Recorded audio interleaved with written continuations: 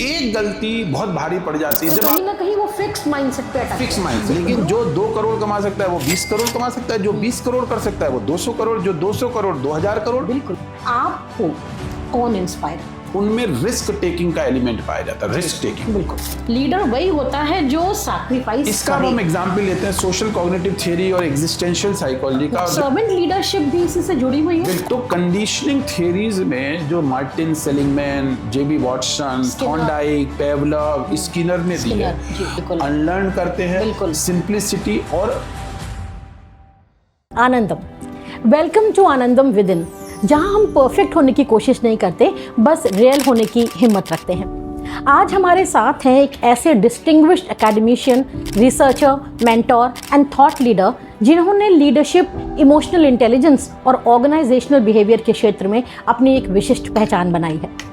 ये एमडीआई मुर्शिदाबाद के farmer director और एमडीआई गुड़गांव में लीडरशिप एंड ऑर्गेनाइजेशनल डिज़ाइन के प्रोफेसर हैं। आईआईटी कानपुर से पीएचडी एंड आईएसबी हैदराबाद और आरएस यूनिवर्सिटी डेनमार्क से पोस्ट डॉक्टरल फेलोशिप के साथ उनके पास मैनेजमेंट और लीडरशिप एजुकेशन में 2 डेकेड से अधिक तक का एनरिच्ड एक्सपीरियंस है।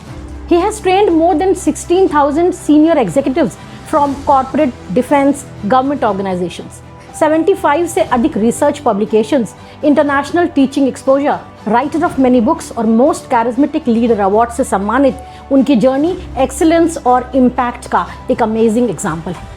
What truly sets him apart is his deep understanding of self-leadership, emotional intelligence, spirituality and Indian scriptures. His ability to connect modern management with timeless wisdom of Indian scriptures offers a unique perspective on leadership, human behavior and personal growth.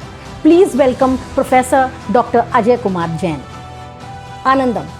Professor Jain, आप leadership के और organisational behaviour के professor रहे हैं, dean रह चुके हैं, head of the department रह चुके हैं, इतने एक्सपीरियंसेस आप होल्ड करते हैं, लेकिन आप मुझे ये बताएं कि आपको कौन इंस्पायर करता है? मैंने अपने ग्रंथों का अध्ययन किया, खासतौर से जिसमें महाभारत और रामायण है, तो कुछ ऐसी कहानियाँ मिली जिन्होंने मुझे बहुत इंस्पायर किया। और उसमें जो मेरी बहुत ही प्रसिद्ध और जो मुझे बहुत ही इंस्पायर करती है, एक राजा शिबी हुए हैं, हमारे महाभारत में ग्रंथों में नाम मिलते हैं। जैसे दधीची एक ऋषि हुए हैं जिनकी हड्डियों से वज्र बना था। देवताओं ने उसका इस्तेमाल करके दानवों को हराया, राक्षसों को हराया। उसी तरह एक राजा हरिश्चंद्र हुए हैं जिन्होंने सर्वस्व निछावर कर दिया था धर्म के लिए और अपने पुत्र की चिता के लिए भी पैसे मांगे थे अपनी पत्नी से, तो उन्होंने साड़ी का पल्ला फाड़ के वो दिया था। और उसी तरह मेरे को अपने परिवार में मेरे पिता मूलराज जैन जो डिप्टी एसपी थे, उनसे मैं इंस्पायर हूँ। बहुत ही ईमानदार, नेक व्यक्ति जिन्होंने अपना करियर 267 रुपए की सैलरी से शुरू किया और हम 3 भाई जिनको पाल पोस के बड़ा किया और अपनी ईमानदारी हमेशा कायम रखी। तो ऐसे कई लोग हैं, जैसे मेरे फील्ड में मेरे कोलीग रहे प्रोफेसर जेएल गुप्ता, प्रोफेसर दीपक जैन है जो कैलॉग के डीन रहे, जेएल गुप्ता साहब एसआरसीसी के प्रिंसिपल रहे। तो जब भी मैंने उनसे चर्चा की तो उनकी एथिकल लीडरशिप से मैं बहुत प्रभावित हूँ।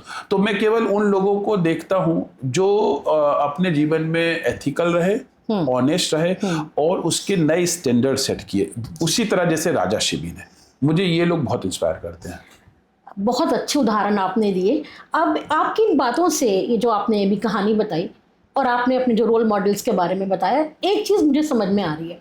एक तो ये कि लीडरशिप की जब हम बात करते हैं तो वहाँ पर आपने जितनी भी अभी स्टोरी सुनाई उसमें सैक्रिफाइस एक बहुत बड़ी चीज़ है। लीडर वही होता है जो सैक्रिफाइस करे।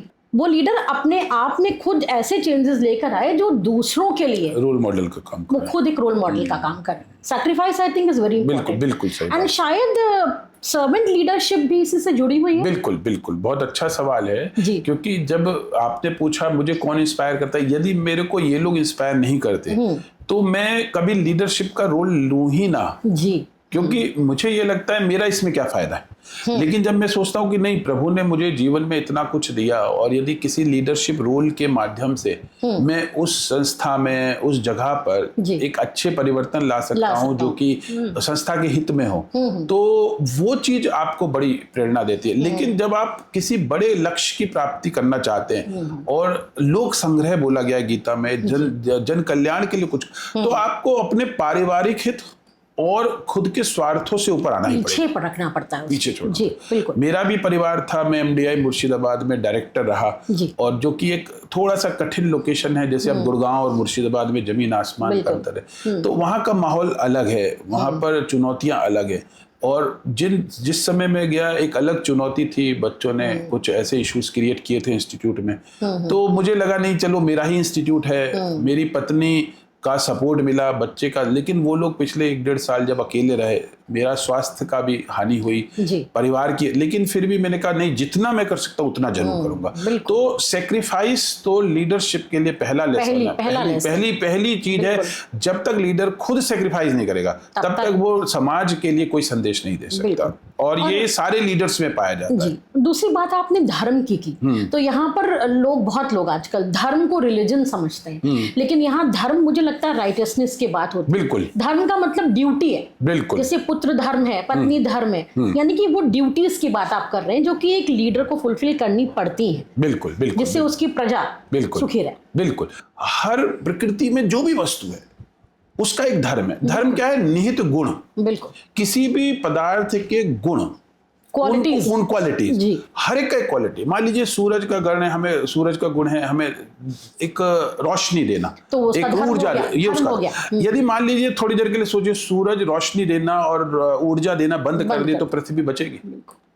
उसी तरह पानी का धर्म है शीतलता प्रदान करना, हमारी प्यास बुझाए। यदि पानी वो काम ना करे, वृक्ष का काम है हमें ऑक्सीजन देना, फल देना, करेक्ट, धरती हमें खाना देती है। यदि ये सब अपना धर्म करना बंद कर दें तो क्या ये यूनिवर्स बचेगा? उसी तरह हर जीव जंतु, पेड़ पौधे का, ग्रहों का, नक्षत्रों का, तारों का, सबका धर्म है। उसी तरह मानव का धर्म है। लेकिन मानव के साथ बहुत सारी समस्याएं जुड़ी हुई है, जिसमें एक तत्व है जिसको बुद्धि बोलते हैं। बुद्धि इतनी ज्यादा है कि कई बार बुद्धि जो है उसके नियंत्रण में नहीं रहती, तो वो अपनी बुद्धि का इस्तेमाल अपने स्वार्थों के लिए करना है, और उस स्वार्थ के चक्कर में वो अपना धर्म का पालन करना छोड़ देता है। और जैसे हम धर्म का त्याग करते, धर्म उस व्यक्ति का त्याग कर देता है। बहुत अच्छी बात आपने कही। और धर्म से ही ये संसार, धर्म की आस्था पे ही टिका हुआ, यानी कि राइचुअसनेस जो आपने बोला बिल्कुल सही है। ये एक बैलेंस है, सृष्टि का एक बैलेंस है। हम सब अपना धर्म करें, छोटा या बड़ा। यदि मान लीजिए घर में छोटा बच्चा है, वो अपने पापा को एक गिलास पानी लेके पिला सकता है, और यदि वो पिलाता है तो उसने अपना धर्म पूरा किया। अब कोई व्यक्ति थोड़ा सा कम काम करता है, कोई व्यक्ति थोड़ा सा ज्यादा काम करता है, तो लोग अपना धर्म ही कर रहे हैं, क्योंकि शायद उनमें योग्यता की कमी है, किसी में योग्यता ज्यादा है। अब यदि जिसमें योग्यता ज्यादा है वो ये सोचे कि मैं योग्यता कम वाले की तरह करूं, तो वो बेवकूफ है, तो मुश्किल हो जाएगा। प्रोफेसर जैन, लीडरशिप अगर हम इंडियन कॉन्टेक्स्ट से समझने की कोशिश करते हैं, तो एक राजर्षि का एक जो कॉन्सेप्ट आता है कि राजा को राजधर्म भी करना चाहिए, राजा के भी गुण होने चाहिए, और ऋषि के भी, यानी कि विजडम भी होनी चाहिए उसमें साथ साथ। तो ये कॉन्सेप्ट जो हमारे इंडियन स्क्रिप्चर्स में था, आई थिंक ये बहुत बड़ा लेसन है आजकल की जनरेशन के लिए भी, लीडरशिप के कॉन्टेक्स्ट को समझने के। बिल्कुल।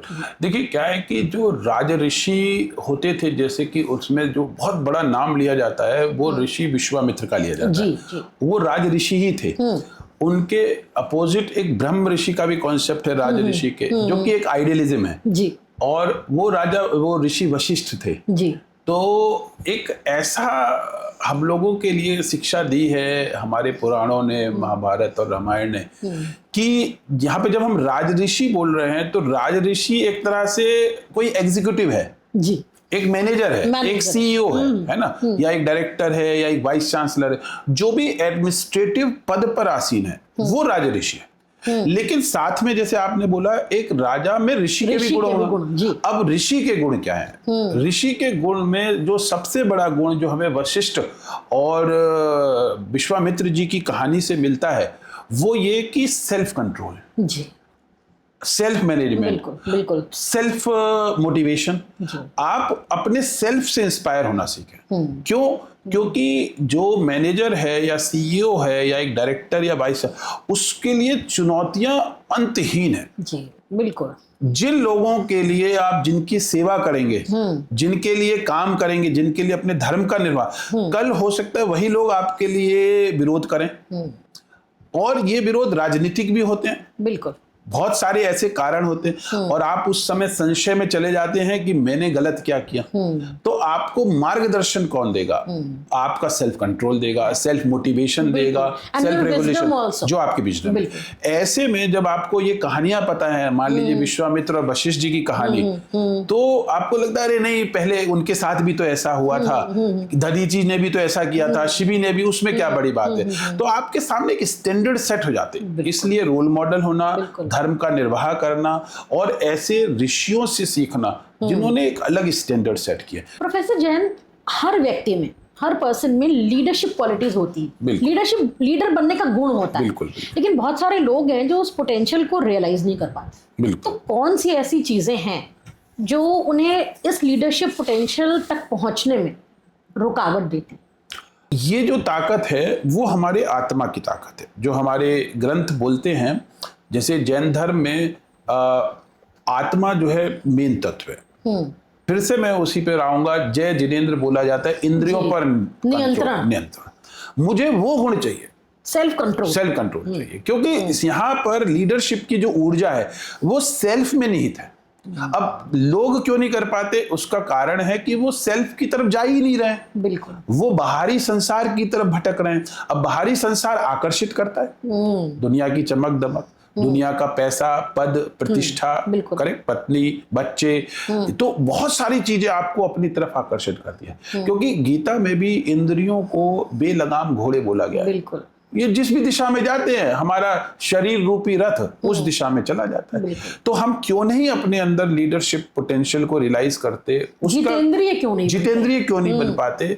वो तो बहुत कठिन काम है। हम पहले सिंपल बातें करते हैं जो कि किसी व्यक्ति के लिए संभव हो। ये तो महावीर बनना, वो सब हमारे बस की नहीं है। हाँ, हम तो अलग रास्ते पर, हम एक प्रैक्टिकल बातें करते हैं, जो कि राजा, जैसे कि महात्मा विदुर हुए हैं, जो कि धृतराष्ट्र के महामंत्री थे। और एक जगह पर महाभारत में विदुर नीति एक पर्व है पूरा, है ना।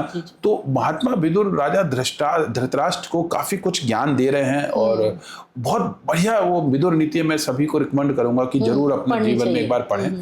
तो महात्मा विदुर कहते हैं कि हे राजन, यदि कोई व्यक्ति श्रेष्ठता के मार्ग पर चलना चाहता है, सफल होना चाहता है, तो सबसे पहले उसको आलस्य, भय, निद्रा और क्रोध पर नियंत्रण कर लेना चाहिए। अच्छा, नियंत्रण करना चाहिए। यदि वो आलस्य, भय, निद्रा, क्रोध पर नियंत्रण नहीं कर सकता तो कभी भी सफलता की तरफ शुरुआत भी नहीं कर पाएगा, एक कदम भी नहीं कर पाएगा। इसका मतलब ये हुआ कि यदि हम सफल होना चाहते हैं, सफलता का मतलब है, आपने जो सवाल पूछा लीडरशिप पोटेंशियल का, आपके अंदर असीमित ऊर्जा है। उतनी ही ऊर्जा है जितना कि परमाणु बम में होती है। आप ऊर्जा का स्रोत हैं, भंडार हैं आप, but we are not realising it. क्यों नहीं? क्योंकि हम आलस्य में हैं, हम भय में हैं, हम निद्रा में हैं, हम वासनाओं से ग्रसित हैं। आपकी आत्मा का तो आपको रियलाइजेशन ही नहीं हुआ। तो अब यदि हम इसको साइंटिफिकली बात करते हैं, ऐसा ना हो कि आप सोचे कि मैं भारतीय ग्रंथ परंपराओं को बोल रहा हूं तो ये सब दकियानूसी बातें नहीं।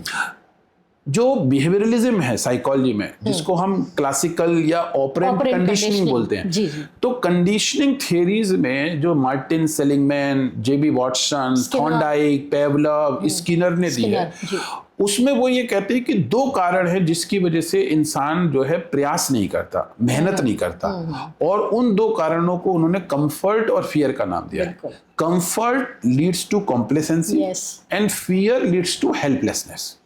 कंफर्ट क्या है? मान लीजिए किसी व्यक्ति को 2 बार, 3 बार, 4 बार सफलता मिली, अब वो ये सोचने लगेगा मैं हमेशा सफल रहूंगा, हमेशा ही रहूंगा, मुझे कोई नहीं हरा पाएगा, कंफर्ट जोन में वो कंफर्ट जोन में चला गया। इसी को शायद हम लोग, प्रोफेसर जैन, हम जब बात करते हैं फिक्स्ड माइंडसेट की, हाँ, तो फिक्स्ड माइंडसेट भी आई थिंक कंफर्ट जोन की वजह से फिक्स्ड होता है हमारा। यही कंडीशनड माइंड है जी।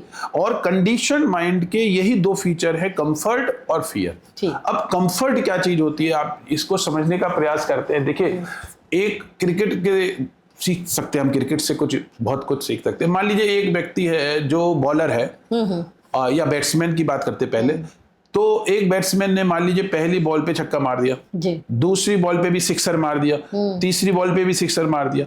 अभी उसका माइंडसेट क्या बन गया कि हर बॉल पे बॉल में मारूंगा तो अगले पे भी मारूंगा। लेकिन क्या ये गारंटी है कि वो अगले पे भी मारेगा या अगले पे आउट नहीं होगा? बिल्कुल। तो ये क्या, ये माइंडसेट है कि वो कंफर्ट के माइंडसेट में चला गया, कॉम्प्लिसेंट हो गया। ऐसा बहुत बार देखा गया है कि एक सिक्सर मारने के बाद, जबकि मैच क्रिटिकल है, आउट भी हो जाते हैं। आपको याद होगा Rohit Sharma final match Australia के, और वो आउट हो जाने से शायद कह सकते हैं भारत वो मैच हार गया।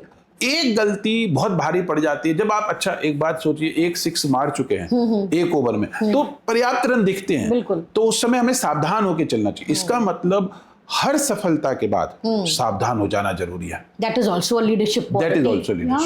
हमें एक कदम आगे बढ़ाना है तो साथ में अपना पीछे जो बेस है वो जमीन पर ही रखना है। आप यदि प्रधानमंत्री की स्पीच सुनेंगे जो उन्होंने 2019 दूसरी बार इलेक्शन जीतने के बाद दी थी बीजेपी कार्यालय में, तो उन्होंने कहा था कि सबसे पहले हमें अहंकारी होने से बचना है, क्योंकि उस समय बीजेपी को 300 के ऊपर सीट मिली। प्रधानमंत्री का अपने बिहेवियर, अपने माइंडसेट पर काफी नियंत्रण है, और राजनीति में मैं कहता हूं कि वो खुद में एक रोल मॉडल है। विपक्ष हो, पक्ष हो, कोई भी इस देश का हो, विदेश का हो, वो सीख सकता है, उनके व्यवहार से सीख सकता है, वो सजग है।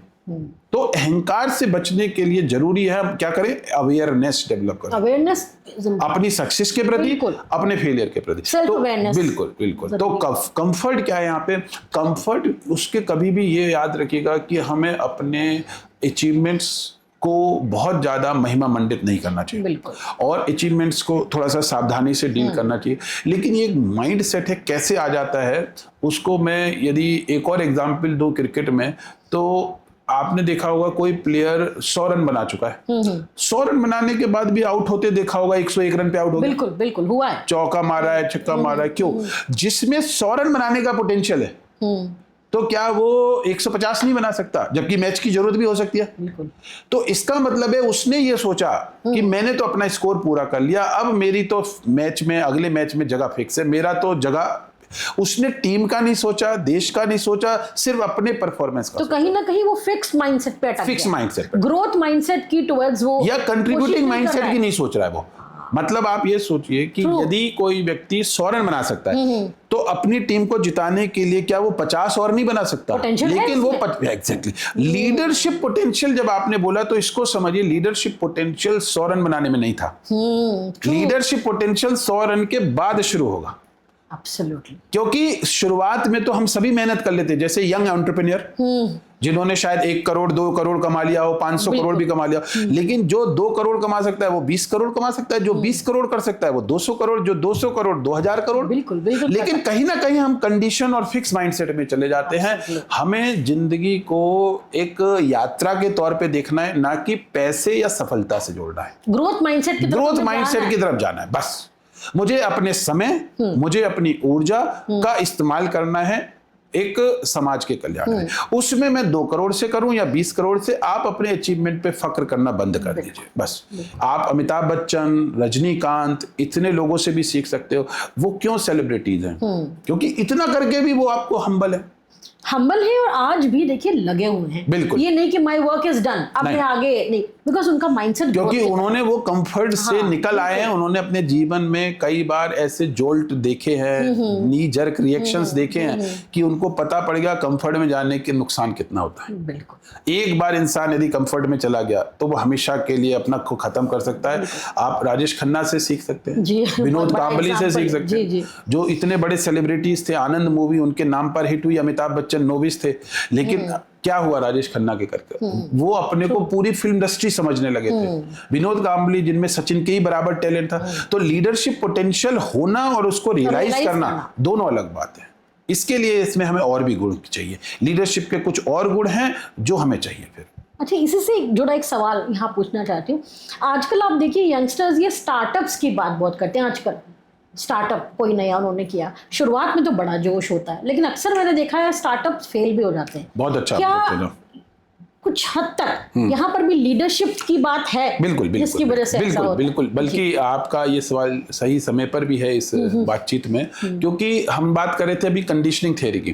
तो आप को बहुत लोगों को पता होगा कंडीशनिंग साइकोलॉजी में एक जेबी वॉटसन ने एक एक्सपेरिमेंट किया था एल्बर्ट के ऊपर, और वो खरगोश से खेलता था। तो जब वो खरगोश की तरफ हाथ बढ़ाता था तो एक हथौड़े से चोट कर देते थे। तो उसको लगा कि ये जो आवाज आई है इस खरगोश से आई है, और उसको डर लग गया, जबकि खरगोश में डर नहीं है, आवाज में डर है। तो उसने धीरे धीरे उस खरगोश के साथ खेलना बंद कर दिया। उसके बाद उसको जैसे कुछ सफेद चीजें दी गई, मान लीजिए कोई रुई है या सफेद वस्त्र है, उसकी कंडीशनिंग इतनी ज्यादा हुई कि जनरलाइजेशन भी कर दिया उसने उन सफेद चीजों से डर, बिकॉज वो खरगोश समझता था हर वाइट चीज कि अगर मैंने ऐसा किया तो कि वो फिर से आवाज आ जाएगी। तो इसका मतलब है कि डर एक ऐसी चीज है जो असफलता से आता है। यहाँ पर चोट से आया, लेकिन जब हम जेबी वॉटसन के अलावा थॉर्नडाइक या स्किनर के एक्सपेरिमेंट की बात करते हैं तो उसमें डर कैसे डाला गया था, वो एक इलेक्ट्रिक शॉक से डाला गया था। एक चूहा है स्किनर बॉक्स में, और जब वो एक लीवर दबाता था तो उसको खाना का टुकड़ा मिल जाता था। अब वो तो पॉजिटिव रिइंफोर्समेंट है, लेकिन उसमें पनिशमेंट ऐड किया गया कि जब वो लीवर दबाएगा तो इलेक्ट्रिक शॉक लगेगा। अब मान लीजिए आपने खाना, भूख है, खाना खाना चाहते हैं, लेकिन अब आपको इलेक्ट्रिक शॉक मिल रहा है तो प्रयास क्यों करेंगे? बिल्कुल। अब एक समय के बाद एक्सपेरिमेंटर जो थे उन्होंने इलेक्ट्रिक शॉक को हटा दिया, लेकिन ये देखा गया चूहे ने प्रयास करना बंद कर, चाहे वो कितना भी भूखा हो, क्योंकि उसको फिर लगा कि मैं अगर ऐसा करूंगा तो फिर मुझे से शॉक लगेगा। हाँ, तो आप भी साइकोलॉजिस्ट हैं, आप भी मनोविज्ञान सब्जेक्ट से जुड़ी रही हैं, तो पता ही होगा कि बहुत सारे ऐसे एक्सपेरिमेंट किए गए इन सभी साइकोलॉजिस्ट ने, मार्टिन सेलिगमैन ने, जो प्रैक्टिकली भी देखा गया कि हम सब लोग एक ऐसी स्टेज बोली गई है जिसको हेल्पलेसनेस बोली गई है। जैसे मान लीजिए कोई गरीब है, वो गरीब क्यों रहता है? क्योंकि हो सकता है उसमें टैलेंट हो, पोटेंशियल हो, लेकिन वो अपने को हेल्पलेस में मानता, अरे नहीं मेरा कुछ नहीं हो सकता। अब हम सब लोगों की एक स्थिति भारतवर्ष में कैसी बना दी गई है? देखिए, हेल्पलेसनेस छोटा प्रिंसिपल नहीं है। हम 200 साल से अंग्रेजों के गुलाम रहे जी।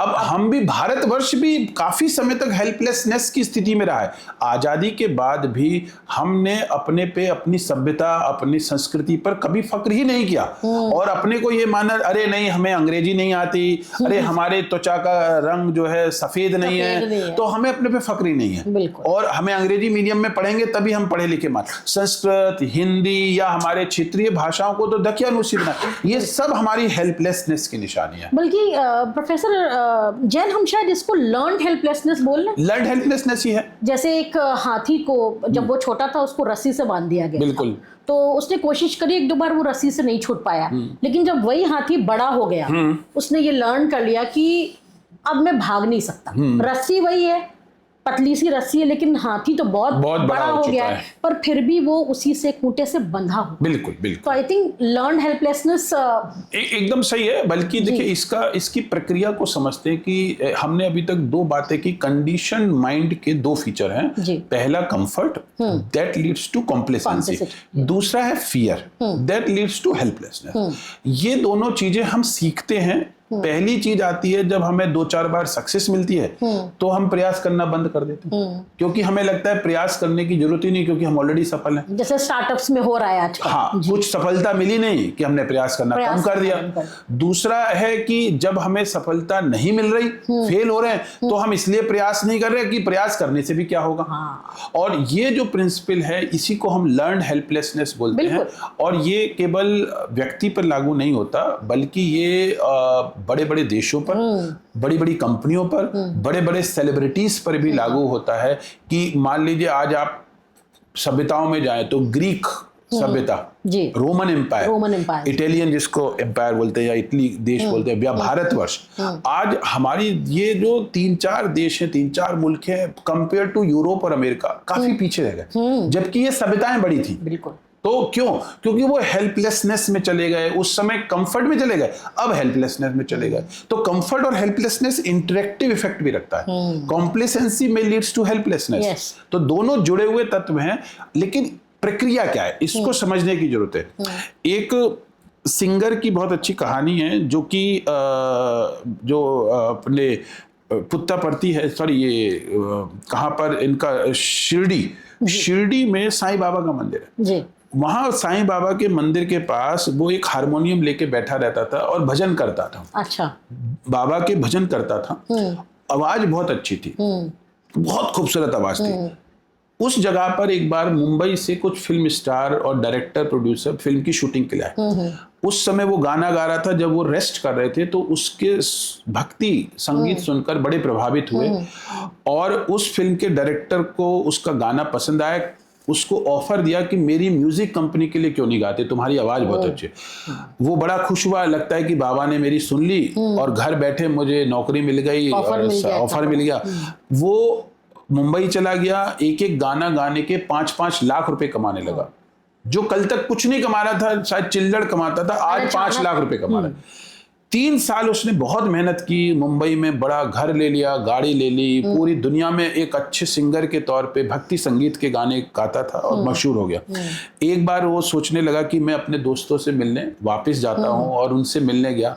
सभी लोग अब उसको पहचानते थे, कहते थे भाई तुम बड़े आदमी बन गए हो, कुछ हम लोगों को भी अपना गा के सुनाओ। तब उसने कहा होल्ड डाउन, अब मैं फ्री में नहीं गाता, and you people can not afford my song.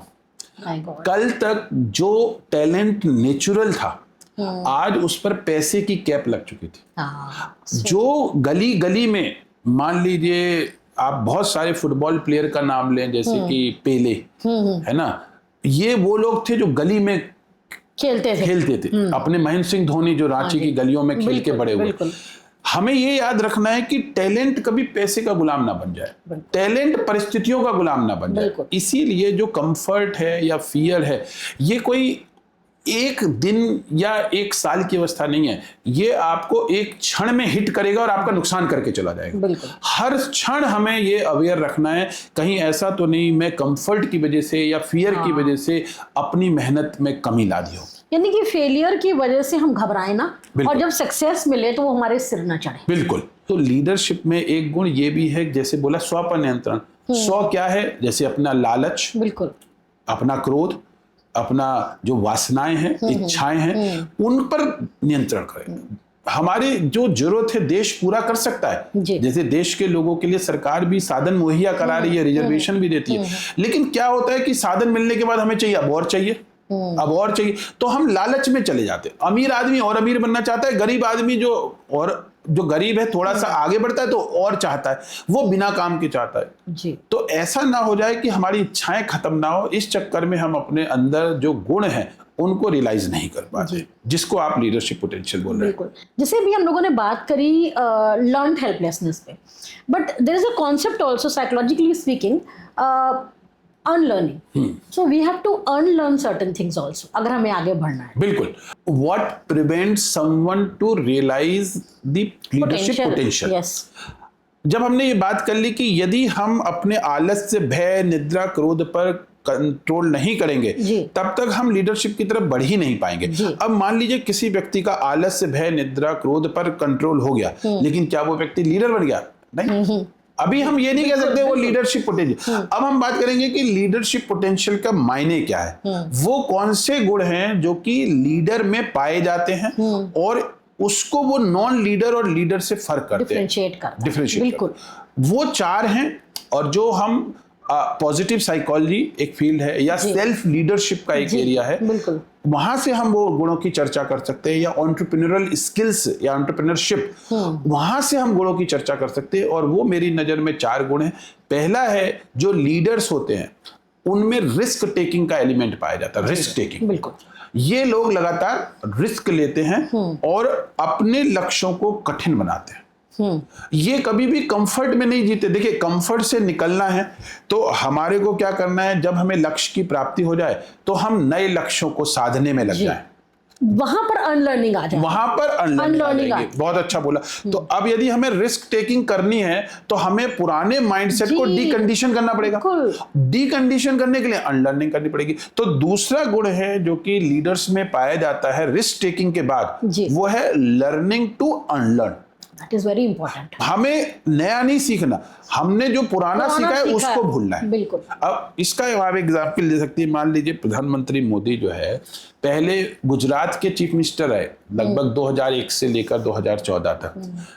अब मान लीजिए उनको भारत का नेतृत्व करना है, देश का करना है। अब उनको उस माइंडसेट से, यानी कि किसके, चीफ मिनिस्टर वाले माइंडसेट से निकलकर प्रधानमंत्री के रोल में जाना पड़ेगा।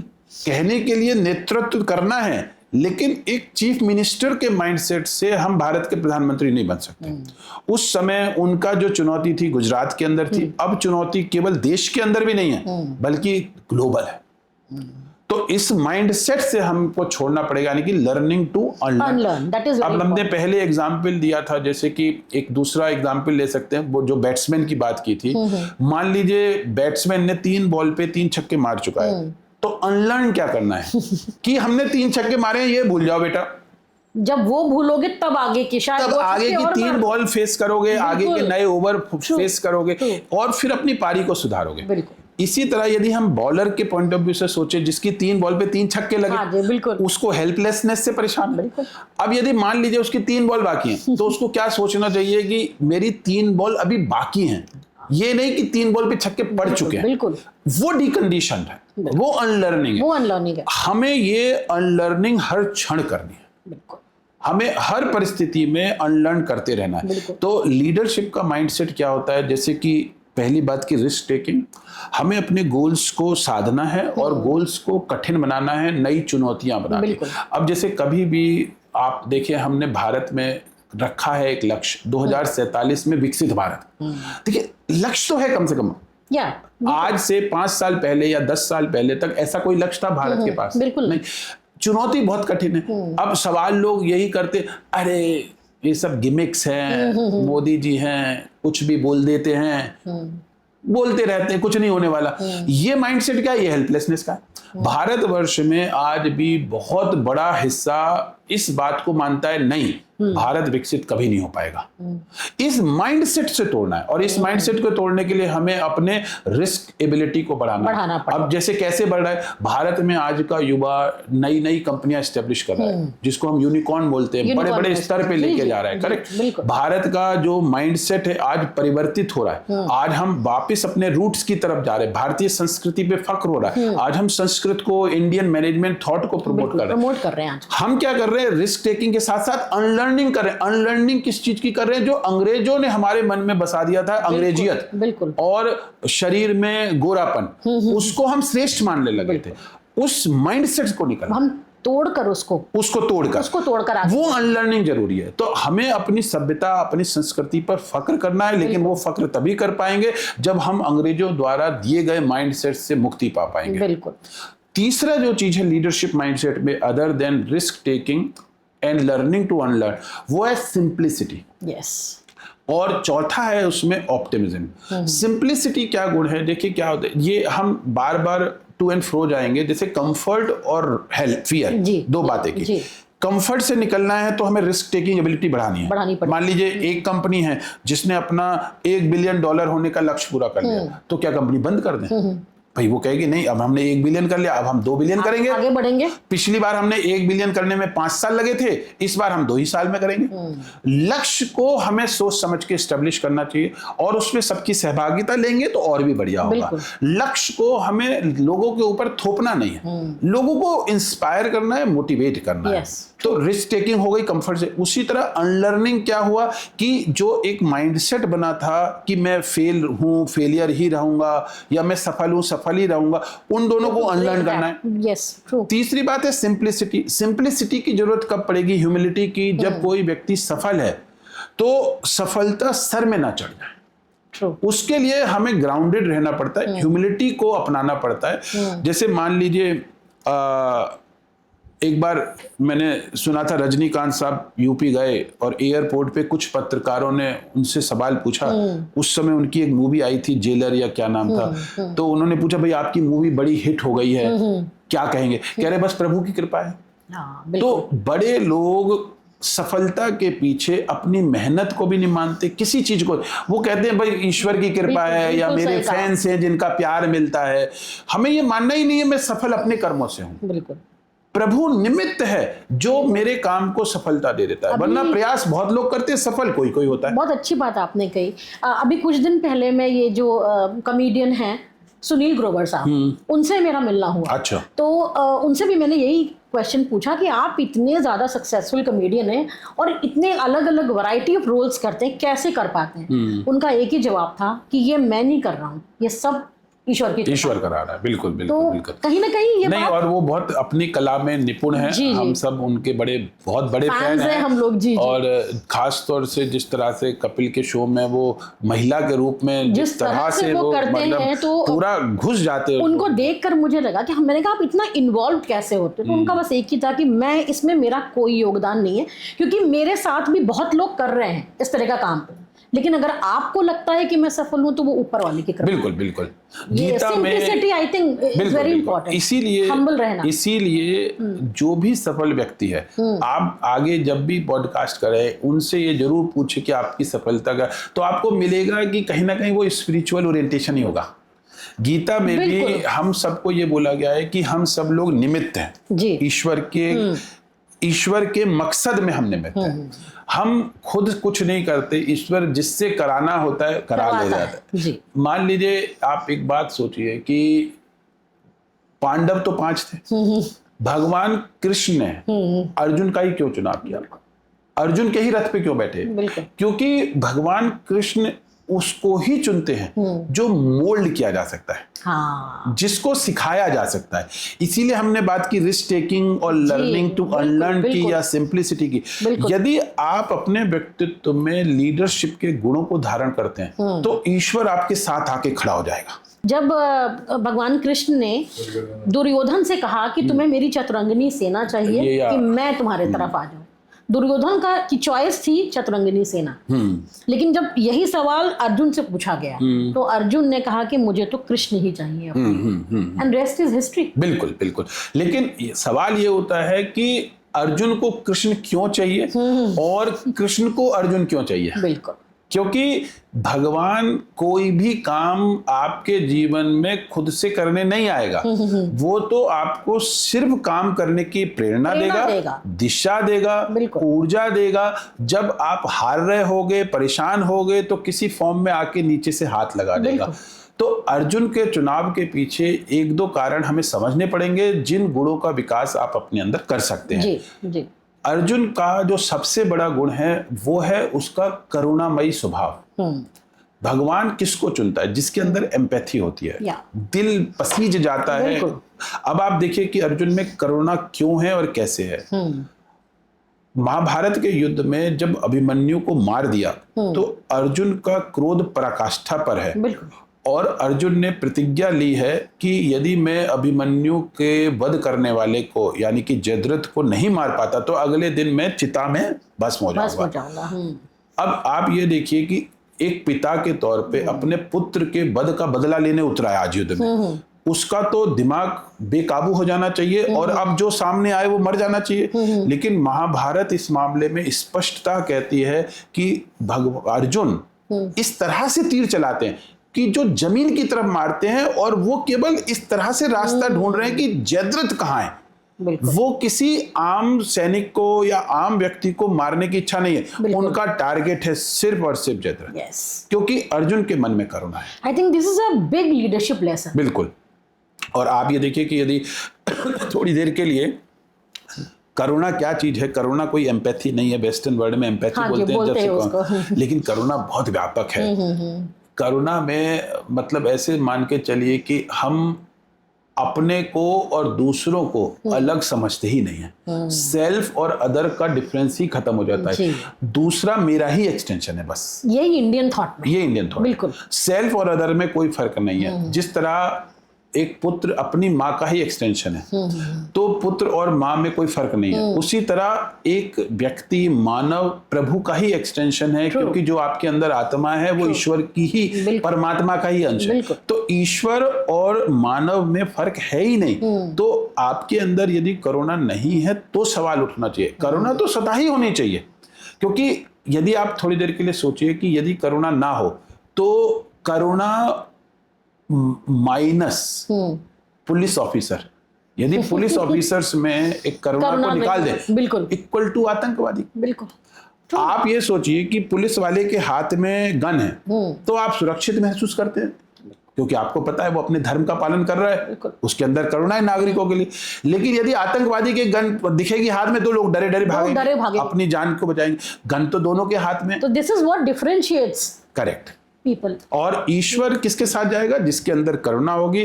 युद्ध तो पांडवों और कौरवों के बीच में हो रहा था, दोनों ही हथियार चला रहे थे और पांडव 5 थे। मैं फिर से कहूंगा 5 पांडवों के बावजूद भी भगवान ने अर्जुन का चुनाव किया, क्योंकि अर्जुन को सिखाया जा सकता है। गीता का उपदेश अर्जुन को दिया गया है। और दूसरा, अर्जुन के अंदर करुणा है, वो सीखने योग्य है, वो प्रभु के चरणों में समर्पित है। मैं अपने को समर्पित जब कर देता हूं तो ईश्वर आपके साथ आके खड़ा हो जाता है, आपको दिशा देता है। क्योंकि सिर्फ ज्ञान होना सब कुछ नहीं होता। नहीं, लीडरशिप में भी अगर हम बात करें तो अगर आप नॉलेजेबल हैं, that does not mean you are a good leader. बिल्कुल। क्योंकि सही और गलत तो दुर्योधन को भी पता था, बिल्कुल, लेकिन उसने उस चीज को माना नहीं। धर्म क्या था उसे मालूम था, लेकिन धर्म के रास्ते पर चला नहीं। हाँ, लेकिन वही देखिए, अभी जैसे बात की, अर्जुन को सिखाया जा सकता था, दुर्योधन को नहीं सिखाया जा सकता। अदरवाइज आप एक और चीज सीखनी पड़ेगी यहाँ पर हमें, थोड़ा सा स्वभाव की बात करते हैं। हर व्यक्ति का एक स्वभाव है। स्वभाव कहाँ से बनता है? स्वभाव भारतीय ज्ञान परंपराओं में 3 गुण माने गए हैं, जो पर्सनालिटी की थियरी है। त्रिगुण का कॉन्सेप्ट है, और वो क्या है? सतोगुण, रजोगुण, तमोगुण। तो अर्जुन में सतोगुण और रजोगुण की व्यापकता ज्यादा है, जिससे आप किसी को सिखा सकते हो। दुर्योधन की समस्या क्या है? वो तमोगुण से प्रेरित है। तो जो तमोगुण में होता है वो आंखों से देखते हुए भी देखना नहीं चाहता, जो बाद में रावण में भी मिलती है, कंस में भी मिलती है। अदरवाइज आप एक बात बताइए कि भगवान कृष्ण को वो बंदी बनाना चाहता है। भगवान कृष्ण ने अपना व्यापक रूप भी दिखा दिया, उसके बावजूद भी वो ये नहीं समझ रहा कि साक्षात ईश्वर कह रहे हैं युद्ध मत करो। अच्छा, ईश्वर ही 5 गांव मान के कंप्रोमाइज भी कराना चाहते हैं, फिर भी वो नहीं कर। इसका मतलब क्या हुआ? इसका मतलब ये है कि समाज में ऐसे लोग भी होते हैं जिनमें तमोगुण की मात्रा ज्यादा होती है। हमें क्या करना है? उन व्यक्तियों को सिखाना नहीं है। ऐसे लोगों को आप सोचे कि परिवर्तित हो जाएंगे, तो नहीं होंगे। यदि हम ऑर्गेनाइजेशन चेंज की थ्योरी यहां लगाएं, कुछ लोग विरोध करेंगे ही करेंगे, आपको मान लेना चाहिए। आप उन लोगों की टीम बना लीजिए जो आपके साथ चलना चाहते हैं, जिनमें सतोगुण और रजोगुण की मात्रा ज्यादा है।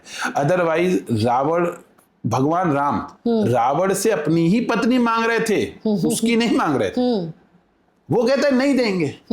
अच्छा, विनती विनय अनुनय सब कर लिया, तो अंत में क्या हुआ? युद्ध हुआ। बिल्कुल। तो ये धर्म युद्ध कब होता है? जब मैं केवल धर्मार्थ कोई काम करता हूं। पांडवों का और भगवान राम का युद्ध वो अंतिम रास्ता है कि जब काम नहीं हो रहा तब हमें ऐसी शक्तियां, क्या होता है समाज में एक बैलेंस है, सतोगुण, रजोगुण, तमोगुण, तीनों बुरे नहीं है, तीनों का बैलेंस है। लेकिन यदि समाज में तमोगुण की मात्रा ज्यादा हो जाती है तो ईश्वर को आना पड़ता है, आजकल कलयुग में हो रही है। जैसे कलयुग में हो रहा है। इसीलिए अभी कलयुग और ज्यादा खतरनाक स्थिति में जाएगा।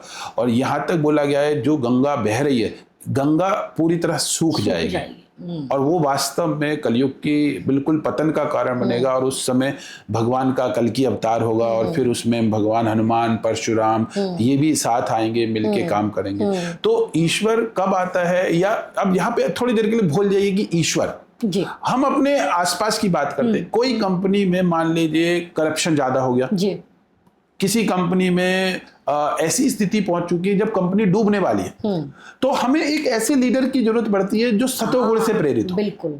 मान लीजिए जिलेट एक कंपनी है, जिलेट सन 2000 तक पूरी तरह डूब गई, तो वहां पे एक जिम किल्स जो है सीईओ बन के आया, उसने 2-3 साल लगा के फिर से उसको टर्न अराउंड कर दिया। आईबीएम में लू गार्सनर, जीई में जैक वेल्च। तो इसी तरह से ये वो लोग हैं सीईओ जो सतोगुण से प्रेरित होते हैं और कंपनियों को टर्न अराउंड कर देते। अभी हम बात करें कलयुग को टर्न अराउंड करके सतयुग में जाने की, उतना नहीं चाहिए व्यक्तियों में भी, क्योंकि ईश्वर का ही अंश है। तो यदि आप अपने को, अपनी आत्मा में ईश्वर का अंश, तो ये टर्न अराउंड की कैपेबिलिटी आप भी डेवलप कर सकते हैं। और person can emerge as a leader, he can emerge as a leader. लेकिन क्या है, वो जो डीकंडीशन माइंड की बात की, और उसमें जैसे बात की रिस्क टेकिंग लगातार करनी है। Learning to unlearn Unlearn is लगातार very करना है, important. सिंपलिसिटी को धारण करना है, बिल्कुल। हम हम्बल रहें, हम ऑप्टिमिस्टिक रहें कि अंततोगत्वा सब सही हो जाएगा, बिल्कुल। कभी भी निराशा में नहीं जाना है। हाँ, अदरवाइज भगवान राम 1 साल तक उनके साथ जो घटना हुई है वो आखिरी साल में हुई है। 14 साल के वनवास में 13 साल का तो निकल ही गया था, ये 14वां साल है। अच्छा, यदि ये 14 साल में वो सीता को नहीं बचा के लाते तो फिर राम का 14 साल का वनवास भी पूरा हो गया था। अंत में ये अब उनको भी चिंता है, और शायद 1 महीने का माँ सीता ने बिल्कुल। हनुमान जी को बोला है कि इतने समय में ही उनको बचाना है, तो कितना प्रेशर भी आप सोचिए। तो आपको जो भी काम करना है समयबद्ध करना है, ऐसे में निराशा होगी, हताशा होगी, उस समय ऑप्टिमिस्टिक आउटलुक रखना है और पेसिमिज्म की तरफ नहीं जाना है। क्योंकि फेलियर लगातार होने के बाद आप देख रहे हैं उनको भगवान राम ने कितने लोगों की मदद ली है। माँ शबरी से रास्ता मिला, सुग्रीव से मार्ग मिला, बाली का वध आई थिंक किया। Asking for help is also very important. बिल्कुल, आस्किंग फॉर हेल्प। लीडर ये नहीं है कि हम हेल्प नहीं लेंगे, हाँ, हाँ। आप दूसरों की हेल्प भी लीजिए, सपोर्ट के साथ काम करिए उनके साथ। बिल्कुल, टीम बिल्डिंग जरूरी है। Team building is very important. क्यों जरूरी है? क्योंकि यदि आप अकेले, देखिए क्या होता है, कहते हैं अकेला चना भार नहीं झोंक सकता, ठीक है, और संग में ही शक्ति बताई गई है। बिल्कुल। तो हम जब मिलकर काम करते हैं तो लीडर केवल दिशा देने का काम करता है, बाकी तो लोगों को उस पथ पर चलना ही पड़ता है। तो जो समाज में परिवर्तन लाना है वो लोगों के सहयोग से ही लाया जा सकता है। इसलिए लीडर का काम है दिशा देने के बाद लोगों को मोटिवेट करके करना। उस मकसद से जोड़ दिया जाए जिससे कि वो परिवर्तन आ जाए। बिल्कुल। आप यदि शोले पिक्चर में देखें तो संजीव कुमार जो ठाकुर के रोल में है, वो गांव में एक भय मुक्त करना चाहते हैं, गब्बर का भय है। बिल्कुल। लेकिन ठाकुर तो अपना पद पुलिस इंस्पेक्टर का खो चुका है। उन्होंने क्या किया, टीम बिल्डिंग कैसे की, जय और वीरू से की, जबकि जय और वीरू प्रिजनर्स रहे, दोनों चोर थे, दोनों चोर थे। अब देखिए कि ठाकुर का विजन क्या है कि उनको पता है ये बहादुर हैं, उन्होंने सिर्फ उनको एक पर्पस दे दिया। अब जब पर्पस दे दिया तो आप देखिए कि जय और वीरू में अमिताभ बच्चन ने अपने मौत की कीमत पर भी ठाकुर को, वो गब्बर को पकड़ने के लिए प्रयास किया। कहीं ना कहीं देखिए, अगर आपने ये बात बहुत अच्छा एग्जाम्पल दिया, मुझे लगता है कहीं ना कहीं ठाकुर भी सेल्फ अवेयर थे। बिल्कुल। और उन्होंने इन दोनों, जैसे आपने जयवीरू को एग्जांपल दिया, उन दोनों के पोटेंशियल्स को भी उन्होंने रियलाइज किया। उन्होंने बल्कि कहा you need to understand your potential, और उस पोटेंशियल को निकाल कर बाहर लाओ। एग्जैक्टली। तो अब आप ये देखिए ना कि इसमें ठाकुर जो है वो एक सेल्फ लीडरशिप का एग्जाम्पल है, जिन्होंने आपने शुरुआत में बात की थी सेक्रीफाइस जी। अब इसमें सेक्रीफाइस किसने किया? ठाकुर के पूरे परिवार, पूरी फैमिली ने। अंत में उसका पूरा परिवार मारा जा चुका है, उसके हाथ कट चुके हैं, लेकिन आज वो पुलिस इंस्पेक्टर भी नहीं है, लेकिन मकसद इंटैक्ट है। आज उसको ये सोचना है कि इस गब्बर को कैसे खत्म करना है, इस मुक्त कैसे करना है रामपुर को। करेक्ट। अब उसके पास साधन कहाँ है? साधन है जय और वीरू, जो मस्कीटियर्स हैं, बिल्कुल, जो चोर हैं। करेक्ट। उसने उन पर दाव खेला। अच्छा, गांव वाले उनको कहते हैं कि हमें जय वीरू नहीं चाहिए, यदि जय वीरू रहेंगे तो हम लोग असुरक्षित रहेंगे। तो उसमें एक एके हंगल है जिनका बेटा मार दिया गया। जी जी। उस समय एके हंगल ने भी सेल्फ लीडरशिप की है, बहुत अच्छी, कहा है कि बेटा तो मेरा मारा गया है, तुम लोग क्यों चिंता करते हो, और ये यहीं रहेंगे। यहाँ पर अजय जी मुझे लगता है ये EQ, इमोशनल क्वोशंट की बात आ जाती है। बिल्कुल बिल्कुल, एकदम सही बात है। हमें उस क्षण अपने स्वार्थ का नहीं सोचना है, बिल्कुल परमार्थ का सोचना है। और यदि उस समय संजीव कुमार ने जो मार्ग दिखाया, जय और वीरू को साथ लिया, गांव वालों में एके हंगल जैसा एक व्यक्ति था जिसने समय पर, ये सब अपने आप में अपने अपने तरीके से लीडरशिप परफॉर्म कर रहे हैं। यहाँ पे लीडरशिप कोई व्यक्ति में निहित गुण नहीं है, रियलाइज करने वाली बात है। और दूसरा, अब जो हमारे सब्जेक्ट में लीडरशिप का जो मॉडल है नए, उसमें शेयर्ड लीडरशिप और डिस्ट्रीब्यूटेड लीडरशिप की बात कर जाए। शेयर लीडरशिप क्या होता है कि एक समय पर एक व्यक्ति लीडर होता है, जैसे संजीव कुमार एक समय पर है, दूसरे समय पर जय और वीरू हैं, तीसरे समय पर एके हंगल साहब। हाँ। इसका मतलब क्या हुआ, उस समय उस परिस्थिति में यदि एके हंगल ये कह देते कि हाँ यदि ये लोग यहाँ रहेंगे तो हमारा गांव असुरक्षित रहेगा, तो गांव वाले मार के भगा देते और जय और वीरू छोड़ के चले जाते और कभी भी वो नहीं पकड़ा जाता या मारा जाता। इसका मतलब है हमें ये ध्यान देना है कब मेरा किरदार आ गया है, आप अपने समय का इंतजार करिए True. और प्रभु आप यदि सही रास्ते पे हैं आपको अवसर जरूर देगा। अपने अवसरों का इंतजार करिए बस। बिल्कुल। और उसके लिए ऑप्टिमिज्म रखना पड़ेगा। बिकॉज प्रॉब्लम्स में भी मुझे लगता है अपॉर्चुनिटीज निकाली जा सकती हैं। प्रॉब्लम्स में ही आई थिंक अपॉर्चुनिटीज छिपी होती हैं। बिल्कुल सही बात है। जी। प्रॉब्लम्स में हमेशा Opportunities छिपी हमेशा अपॉर्चुनिटी। आपने देखा होगा कि एक कुछ इस तरह से समझिए कि मैनेजमेंट में कुछ गोल्डन प्रिंसिपल हैं जी। और गोल्डन प्रिंसिपल्स में ये माना गया है कि जैसे एक वूका वर्ड का जी कॉन्सेप्ट हाँ, है, वूका। तो जो वूका वर्ड है यानी कि uncertain, complex, ambiguous Vulnerability, word है, जी, जी। करेक्ट। वो जहां कुछ कंपनियों के लिए चुनौती होता है तो नई कंपनियां उसी एनवायरनमेंट में इमर्ज भी करती हैं। बिल्कुल। आपने देखा होगा कि उस समय जब कोरोना काल था तो बहुत सारे बिजनेस यदि डाउन हुए तो बहुत सारे फ्लरिश भी हुए और उस समय लोगों ने बड़ा पैसा कमाया। जैसे फार्मा कंपनीज का बिजनेस काफी बड़ा, फूड बिजनेस काफी बड़ा। उस समय ऑनलाइन एजुकेशन डेवलप हुआ। यदि वूका वर्ड नहीं होता उस समय यानी कि कोरोना काल में, तो ऑनलाइन एजुकेशन के आज देखिए कोरोना तो खत्म हो गया लेकिन ऑनलाइन एजुकेशन कितना फ्लरिश कर रहा है। सारी यूनिवर्सिटीज ने अपने online education, work from home भी चल रहा था, वर्क फ्रॉम होम चल रहा है। तो इसका मतलब है कि यदि आपको ये ध्यान देना है कि कोई भी समय बुरा समय नहीं होता, सारे समय अच्छे होते हैं, हमें सिर्फ दृष्टिकोण को चेंज करना है और उस दृष्टिकोण बिल्कुल how we are perceiving it. और लीडरशिप कुछ नहीं है, एक दृष्टिकोण है, बिल्कुल आर्ट ऑफ लिविंग है, नजरिया है, देखने की कला है। ये कला आपको डेवलप करनी और उसी के लिए आपको कुछ गुण डेवलप करने पड़ेंगे जिसमें learning to unlearn, risk taking और सिंप्लिसिटी और ऑप्टिमिज्म। क्योंकि ये कहना गलत है कि कोई व्यक्ति सफल या असफल है, ये कैटेगराइजेशन नहीं करना। जो सफल है वो असफल हो सकता है, जो असफल है वो सफल हो सकता है। लेकिन आपको क्या बोला कि इन चारों गुणों को साथ लेके चलते रहिए, सफल हो या असफल हो उससे कोई मायने नहीं पड़ता, क्योंकि जो आपके अंदर गुण हैं उन्हीं का विकास कर सकते हैं। तो यहां पर हमें सफलता और असफलता में जीवन को नहीं बांधना है, परिस्थितियों को ध्यान देना है और लगातार प्रयास करते रहना है। आप यदि एक दो एग्जाम्पल लें ऐसे लोगों के जिन्होंने अपने जीवन में बहुत सारी चुनौतियों का सामना किया है, तो दो एग्जाम्पल आते हैं। एक है जैक मा का, जो बहुत बार, कम से कम 40 बार असफल हुए और उसके बाद आपने देखा अलीबाबा जैसी कंपनी का निर्माण किया और बहुत सफल व्यक्ति हैं। एडिसन ऑल्सो, एडिसन बिल्कुल। और दूसरा जिन्होंने KFC केंचुकी फ्राइड चिकन, वो 60 साल की आयु के बाद उन्होंने स्टार्ट किया। बिल्कुल। अब मान लीजिए कोई व्यक्ति ये मान के चले, अरे मैं तो बहुत बार असफल हो चुका और अब मुझे कुछ मतलब कुछ नहीं होना। जैसे बच्चों के साथ आज क्या हो रहा है भारतवर्ष में, IIT JEE की परीक्षा देते हैं, नीट की देते हैं और सिर्फ एक या 2 बार असफल हुए और ये मान लेते हैं अब मैं असफल रहूंगा और आत्महत्याएं जैसी घटनाएं पाई जाती हैं। जी, बहुत ज्यादा हो रहे हैं। उनको ये सीखना है कि सफलता और असफलता को बहुत क्षणिक माने। हमें पहले जीवन पर ध्यान देना है, ना कि सफलता पे। यदि हमने एक बार जीवन जीना सीख लिया तो ऐसी सफलताएं और असफलताएं तो आती ही रहेंगी। हमें सफलता से ना ही बहुत ज्यादा अहंकारी होना है, ना ही कोई डरना है। बिल्कुल, बस सिर्फ अपने प्रयासों को सही दिशा में रखना है। गीता इसी बात का संदेश देती है और वो है कर्मयोग का।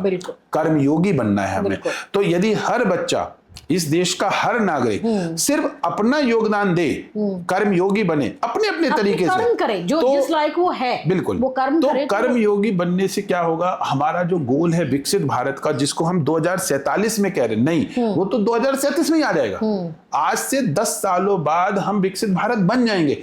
हमें ये केवल भरोसा करना है कि हम बन सकते हैं और इसमें सभी की सहभागिता जरूरी है। हाँ, लेकिन फिर से मैं कहूंगा, जो मुझे एक चीज बार बार परेशान करती है वो नागरिकों का चरित्र है। हमें बेईमानी से निकलना पड़ेगा, ईमानदारी को अपनाना पड़ेगा।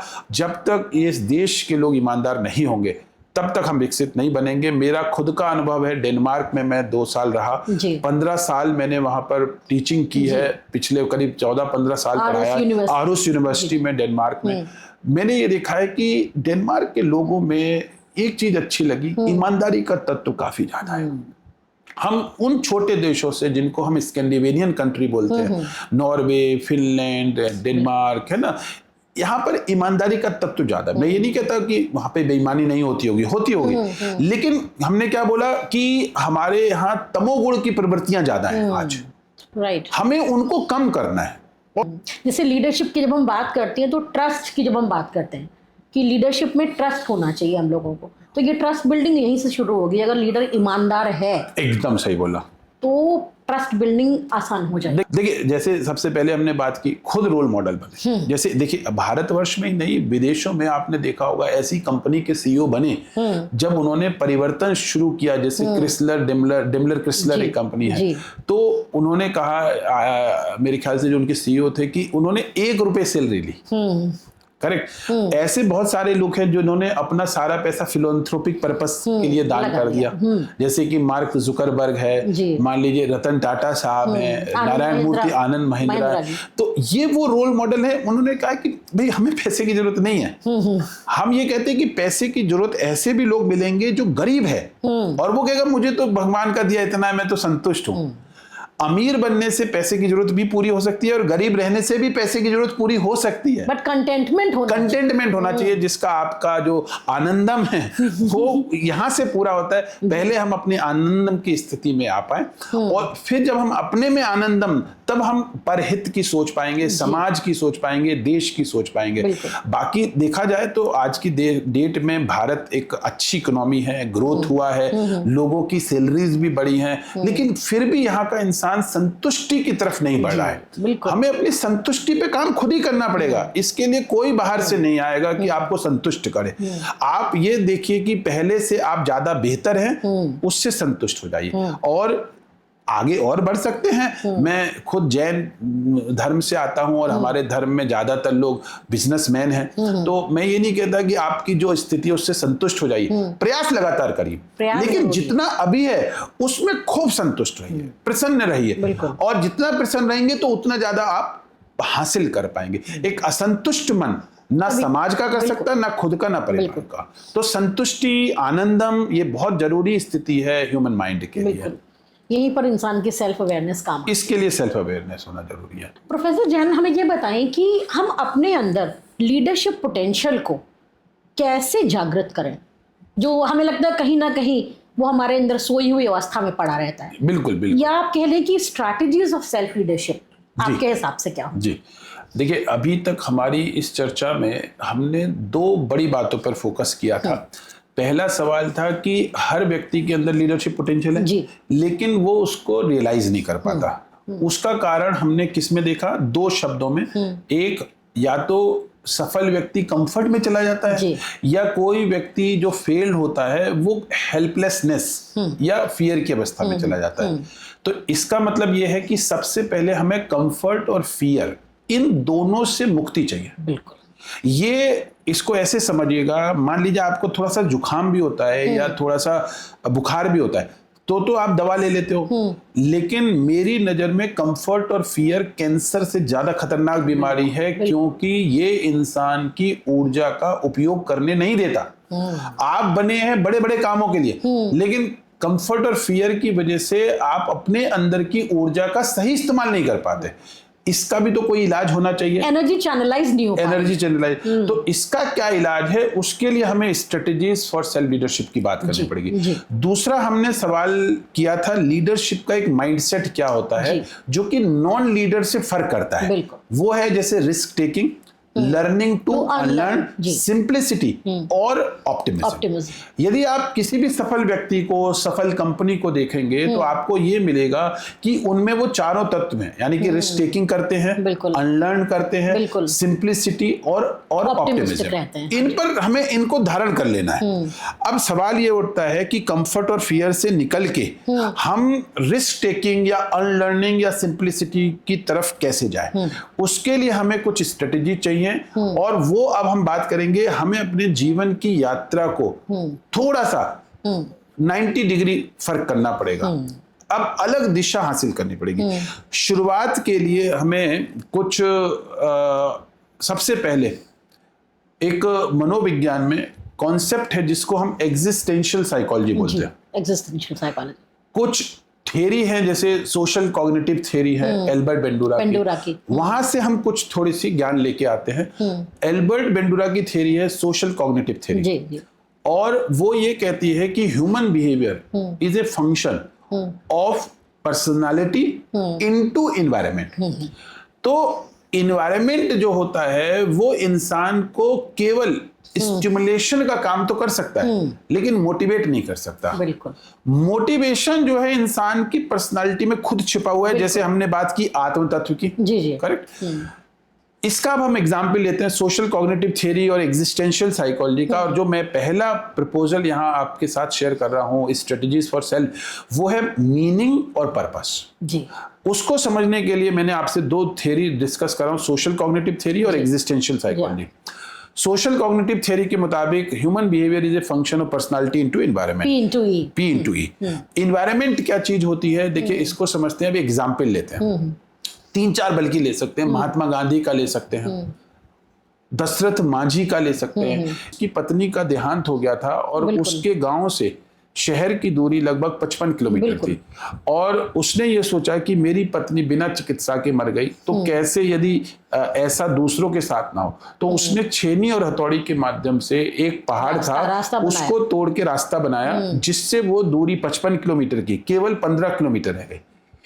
सवाल क्या था कि पत्नी के देहांत की वजह से उसको ये प्रेरणा मिली कि किसी और का देहांत ना हो बिना चिकित्सा के। बिल्कुल।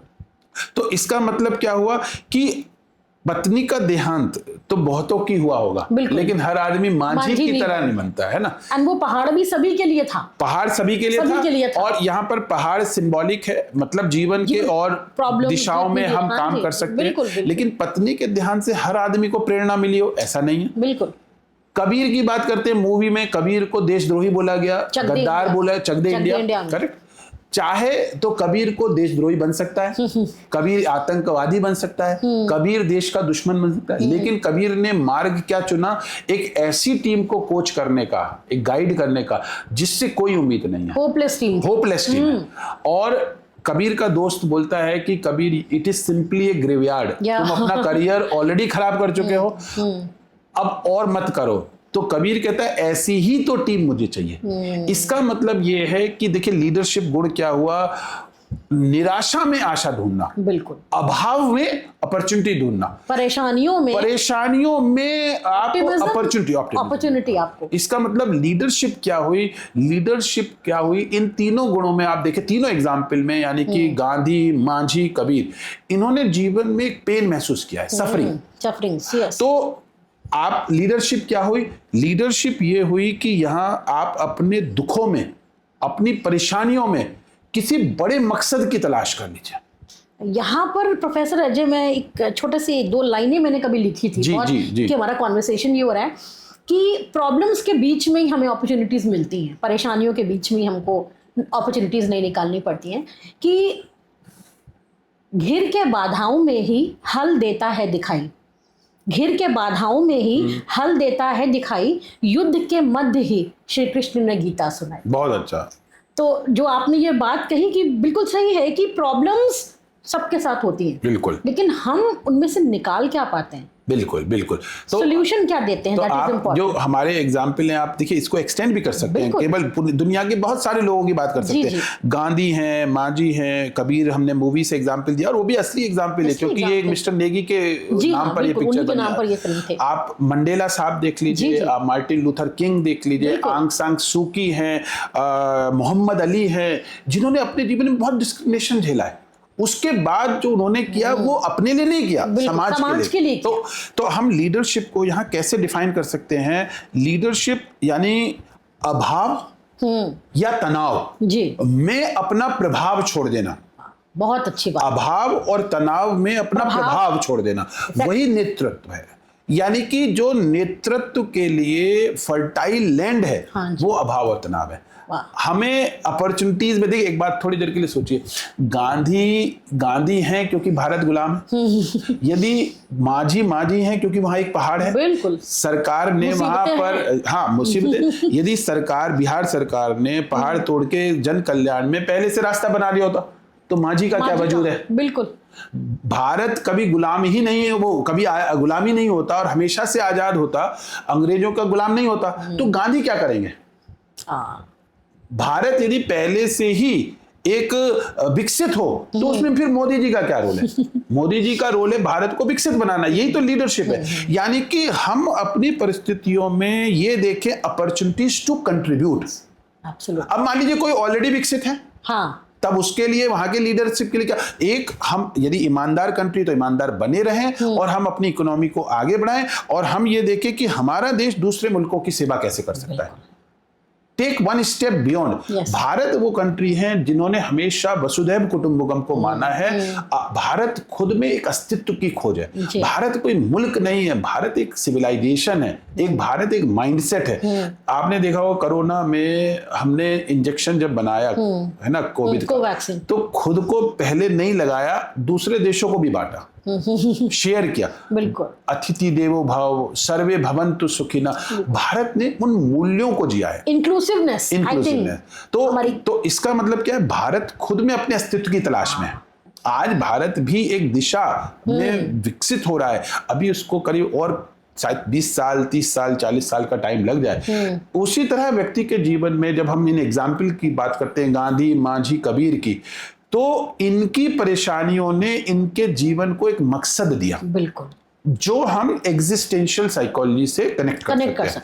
यानी कि विक्टर फ्रैंकल ने एक बुक लिखी है मैन सर्च फॉर मीनिंग, और उसका ये कहना है when he lived in Nazis camp for almost 3 years, तो उसने अपनी बुक में लिखा है, एक लोगोथेरेपी भी दी है। कहता है कि even under absurd condition or highly dehumanizing condition, man has a potential for a meaning. Yes. मतलब कि वो वहां रहने के बावजूद भी उन्होंने अपने एक्सपीरियंस को लिखा है किताबों में और बोला है कि वो परिस्थितियों में भी आप अच्छा जीवन जी सकते हैं। तो जो मकसद है, मकसद की तलाश है, यानी कि मैन सर्च फॉर मीनिंग है। लीडरशिप की यात्रा के लिए सबसे पहला होना चाहिए जो हमारे लिए, वो ये कि हम उस यात्रा की तरफ कम से कम एक कदम तो बढ़ाएं। लेकिन सवाल अक्सर लोग मुझसे पूछते हैं कि एग्जिस्टेंस क्या है, एग्जिस्टेंशियलिज्म क्या है, जीवन की सार्थकता को हम कैसे समझेंगे। तो इसमें एक बड़ा अच्छा, मैं आपको एक सोक्रेटिस के जीवन से कहानी जुड़ी हुई है। जब सोक्रेटिस एक बार समुद्र के किनारे चहलकदमी कर रहे थे, तो एक दूसरे फिलोसोफर साहब एक चम्मच से समुद्र के पानी को एक दूसरे गड्ढे में खाली कर रहे थे। तो वो क्या करते थे, समुद्र से पानी लेते और एक गड्ढे में डाल देते। तो सोक्रेटिस को समझ में नहीं आया कर क्या रहे, तो उन्होंने पूछा आप क्या कर रहे? कह रहे आप देख नहीं रहे मैं समुद्र को इस गड्ढे में खाली कर रहा हूँ। तो कहने लगे कि ये कैसे संभव है, ये तो असंभव है। तब सोक्रेटिस ने कहा हाँ आपने कहा, सही कहा, इसका मतलब मुझे अपने सवाल का जवाब मिल गया, क्योंकि मैं एक सवाल लेके यहाँ पर सोच में घूम रहा था और वो था सवाल एग्जिस्टेंस का, कि ह्यूमन एग्जिस्टेंस क्या है। हाउ वंडरफुल, है ना। तो उन्होंने कहा कि आप अब इस एग्जाम्पल से आपने क्या समझा, तो उन्होंने कहा कि ह्यूमन एग्जिस्टेंस जो है इस विशालकाय समुद्र की तरह है, जो हम बुद्धि रूपी गड्ढे में नहीं भर सकते। हमारी बुद्धि में हमारा एग्जिस्टेंस शामिल नहीं हो सकता, और जो हमारे विचार हैं वो एक तुच्छ चम्मच है। बिल्कुल, हमारे विचार तो वासनाओं से ग्रसित है, इच्छाओं से ग्रसित है। यदि आप विचारों के कंट्रोल में चले गए तो आप कभी भी अपने एग्जिस्टेंस को पा ही नहीं पाएंगे। इसलिए मकसद को समझिए, मकसद की दिशा में बढ़िए, पर्पस की तरफ बढ़िए। बिल्कुल। अब ये पर्पस क्या है? पर्पस ये है कि जैसे राजा जनक और एक अष्टावक्र गीता है, वो अज्ञानी और अज्ञानी में फर्क करते हैं। ज्ञानी व्यक्ति बाहर से सारे कर्म वही करता है जो अज्ञानी करता है, लेकिन दोनों का मकसद अलग होता है, पर्पस अलग है। उसी तरह जैसे कि एक स्टोरी है जो कि 3 मजदूर एक ही साइट पर पत्थर तोड़ रहे, तीनों ही पत्थर तोड़े। एक व्यक्ति वहां से निकलता है, पहले मजदूर से पूछता है आप क्या कर रहे हो, तो वो कहता है कि are you blind, can't you see I am breaking the stone. दूसरे से पूछता है कि तुम क्या कर रहे हो, कह रहा है I am earning my livelihood. तीसरे से पूछता है कि आप क्या कर रहे हो, कह रहा है I am building A grand church here. तीनों मजदूर पत्थर तोड़ रहे हैं, लेकिन तीनों का विजन अलग है। जो तीसरा व्यक्ति है परसेप्शन, एग्जैक्टली। तो जो मीनिंग है वो परसेप्शन ही है। हम अपने जीवन में घटनाओं का किस तरह से इंटरप्रिटेशन करते हैं, यानी कि घटनाओं का जो इंटरप्रिटेशन है वो ऊर्जा उसमें छुपी है, उसमें मीनिंग छुपा हुआ है। जैसे हमने फिर से बोला, ट्रेन से तो हम लोग बहुत फेंके गए हैं, लेकिन हर कोई गांधी कहाँ बना। और यदि ट्रेन से फेंके जाने से गांधी बनते तो हम अपने ट्रेनिंग प्रोग्राम को अजमेरी गेट पे करते हैं, लोगों को धक्का मारते हैं और हर दिन नए नए गांधी बनेंगे। आप समझ रहे हैं? यदि बहुत अच्छी बात मोदी जी को भी एक समय 2002 के राइट से जोड़ा गया और उनको अमेरिका ने वीजा नहीं दिया था, क्या मोदी जी ने बदला ले लिया? वो उनके अंदर एक आक्रोश होगा जो उन्होंने कभी किसी को दिखाया नहीं होगा, लेकिन वो उनकी प्रेरणा बन गया।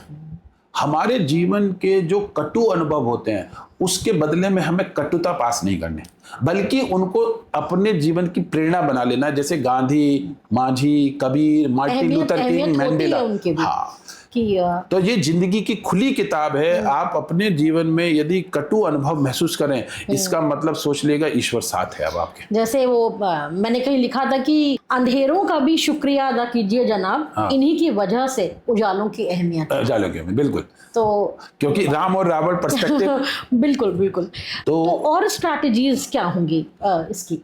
स्ट्रेटेजी देखिए, पहली बात अब हमने जैसे मीनिंग की मीनिंग से अब हम एक दूसरी तरफ आगे बढ़ते हैं, जो व्यक्ति की तरफ। व्यक्ति अपने बारे में क्या सोचता है, उसका सेल्फ कॉन्सेप्ट क्या है। हाँ, सेल्फ कॉन्सेप्ट। अब मान लीजिए अब आप लीडरशिप की बात करें और कोई व्यक्ति ये कहे कि मैं कुछ नहीं कर सकता, मैं नाकारा हूं, मैं निकम्मा हूं, मुझसे कुछ नहीं होगा, मैं बुद्धू हूं, तो क्या ऐसा व्यक्ति लीडर बनेगा? बिल्कुल।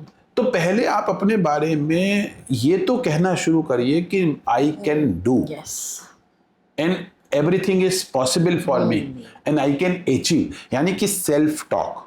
मैं सक्षम हूं, मैं योग्य हूं, मैं सब कुछ कर सकता हूं। आप अपने बारे में अच्छे विचार करिए।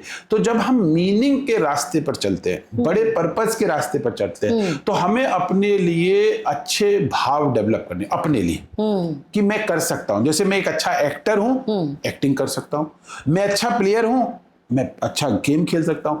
ये जो सेल्फ कॉन्सेप्ट होता है, ये इंसान को बहुत बड़ी ताकत देता है, खास तौर से उस समय जब सारी दुनिया ये मान चुकी हो अब इससे कुछ नहीं होगा, लेकिन उसका सेल्फ कॉन्सेप्ट उसको भरोसा दिलाता है। अब ये सेल्फ कॉन्सेप्ट क्या है, इसको समझना पड़ेगा। जैसे प्रैक्टिकल एग्जांपल लेते हैं, ये कितनी बड़ी ताकत है। विराट कोहली ने अपना करियर U18 जब वो अंडर 18-19 का था, वहां से शुरू किया। उसकी एक ही इच्छा थी कि मैं भारत की टीम के लिए एक मैच खेलना चाहता हूं, बस एक मैच। और आज आप देख लीजिए, विराट कोहली आज इस देश के, दुनिया के सबसे बड़े सेलिब्रिटीज में है, सबसे बड़े ब्रांड एम्बेसडर्स हैं बहुत सारी ब्रांड के। जब उन्होंने शायद पहले 2-1 मैच में सेंचुरी बना के जिताया, तो जो न्यूज़पेपर है, मीडिया है, उसमें आने लगा Indian team has got a wonder boy. जैसा कि अभी हम लोग इनके बारे में बात कर रहे हैं, क्या नाम है, जो एक 15 साल का लड़का है, क्या नाम हुआ, वैभव सूर्यवंशी जी। वैभव सूर्यवंशी के लिए भी वही सेम चीज कही जा रही है जो कभी विराट कोहली के लिए बोली गई थी। अब विराट कोहली के लिए लिखा जा रहा है कि लिखा गया था कि he is a wonder boy, he can chase any score successfully. अब विराट कोहली ने तो स्पॉन्टेनियसली उस समय परिस्थिति वश मैच को जिताने के लिए रन बनाए।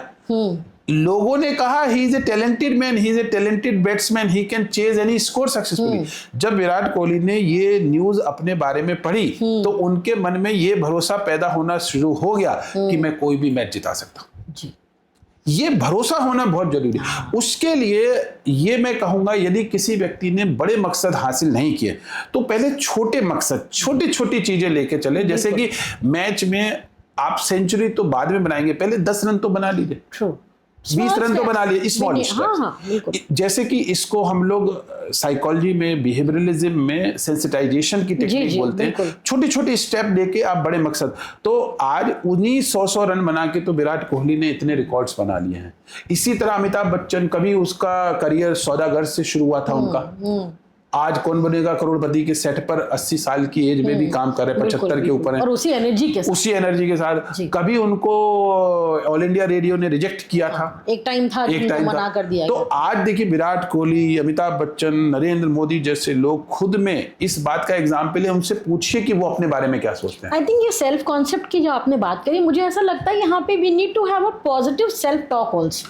एकदम, उसी से तो सेल्फ कॉन्सेप्ट बनेगा, उसी से सेल्फ कॉन्सेप्ट बनेगा। और जब सेल्फ कॉन्सेप्ट परफॉर्मर का बनता है फिर तो ना मुझे यश चाहिए ना पैसा चाहिए, बस मुझे अपना काम करने दो, मुझे आप दिक्कत में मत डालो। We need to change the way we talk to ourselves. देखिए सेल्फ कॉन्सेप्ट को बनाने में कम से कम मुझे लगता है कि जिंदगी का एक बड़ा हिस्सा चला जाता है। मैं आपसे कुछ ऐसे सवाल पूछता हूँ, हमारे यहाँ क्रिकेट में किसको हिटमैन बोलते हैं? तो तुरंत जवाब आएगा रोहित शर्मा, बिल्कुल, क्योंकि उनको छक्का मारना बहुत बढ़िया आता है। करेक्ट। रन चेजर किसको बोलते हैं? रन मशीन जैसे, तो वो विराट कोहली आएंगे। The wall of Indian cricket team Rahul Dravid को बोलते हैं। करेक्ट। बादशाह, इंडियन मूवीज में बादशाह किसको बोलते हैं? तो शाहरुख खान को।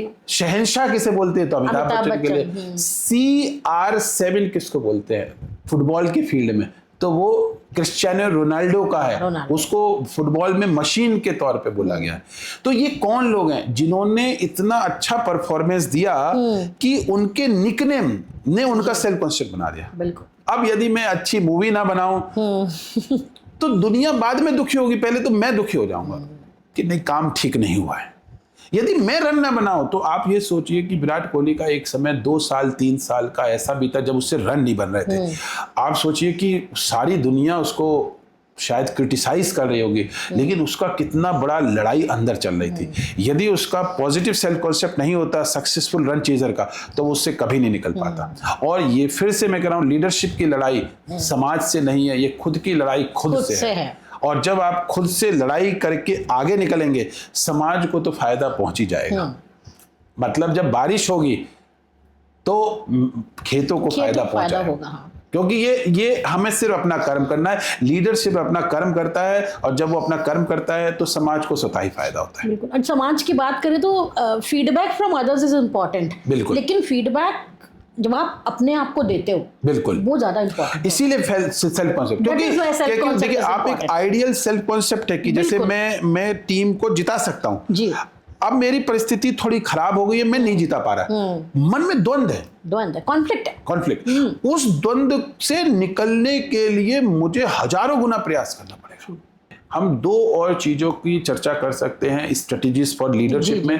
पहला था मीनिंग और पर्पस जी, दूसरा था हमारा सेल्फ कॉन्सेप्ट, तीसरा है फॉरगिवनेस, क्षमा कर देना। कारण क्या है कि हमारे अंदर जो जेलसी है, हेट्रेड है, वो हमारे अंदर शत्रुता पैदा कर रहे हैं। जैसे विपक्ष और पक्ष, आज राजनीति के हम एग्जाम्पल ले रहे हैं, कंपनियों के एग्जाम्पल ले सकते हैं, सेलिब्रिटीज के एग्जाम्पल ले सकते हैं। जैसे आपने देखा होगा कि अभी एक बड़ा चर्चा में हुआ केस रणबीर सिंह का कि उन्होंने डॉन मूवी छोड़ दी, तो एक पूरी समाज संस्था उसके अगेंस्ट लग गई, बाइकआउट कर दिया। हो सकता है उसने गलती की हो, लेकिन इस तरह से कोई दुश्मनी नहीं होनी चाहिए। मान लीजिए हम बात करें कि मोदी जी की और इस समय विपक्ष के नेता राहुल गांधी की, हम ये कह रहे हैं कि दोनों का अपना किरदार है, दोनों अपना किरदार भारतवर्ष के विकास में योगदान दें। इसका मतलब है हम एक दूसरे को माफ करते हुए चलें। गलतियां होंगी, लेकिन गलतियां दुश्मनियों में कन्वर्ट नहीं हो जानी चाहिए। अब इसी को हम अगर कॉर्पोरेट लीडरशिप के टर्म्स में समझने की कोशिश करें जी, तो देखिए कॉर्पोरेट लीडरशिप में तो अहिंसा का, फॉरगिवनेस का बहुत बड़ा रोल है। अक्सर ये देखा गया है कि जो अहंकारी लीडरशिप है उसमें क्या होता है, आप किसी लीडर को सलाह ही नहीं दे सकते, और यदि सलाह दे दी तो अगले दिन आपको नौकरी से निकाल दिया जाएगा।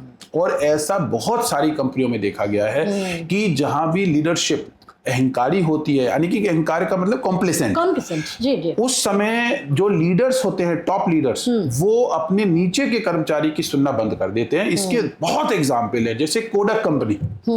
कोडक कंपनी इतनी प्रसिद्ध है और उसके एक एम्प्लॉय ने डिजिटल टेक्नोलॉजी डेवलप कर ली थी तब कैमरे की।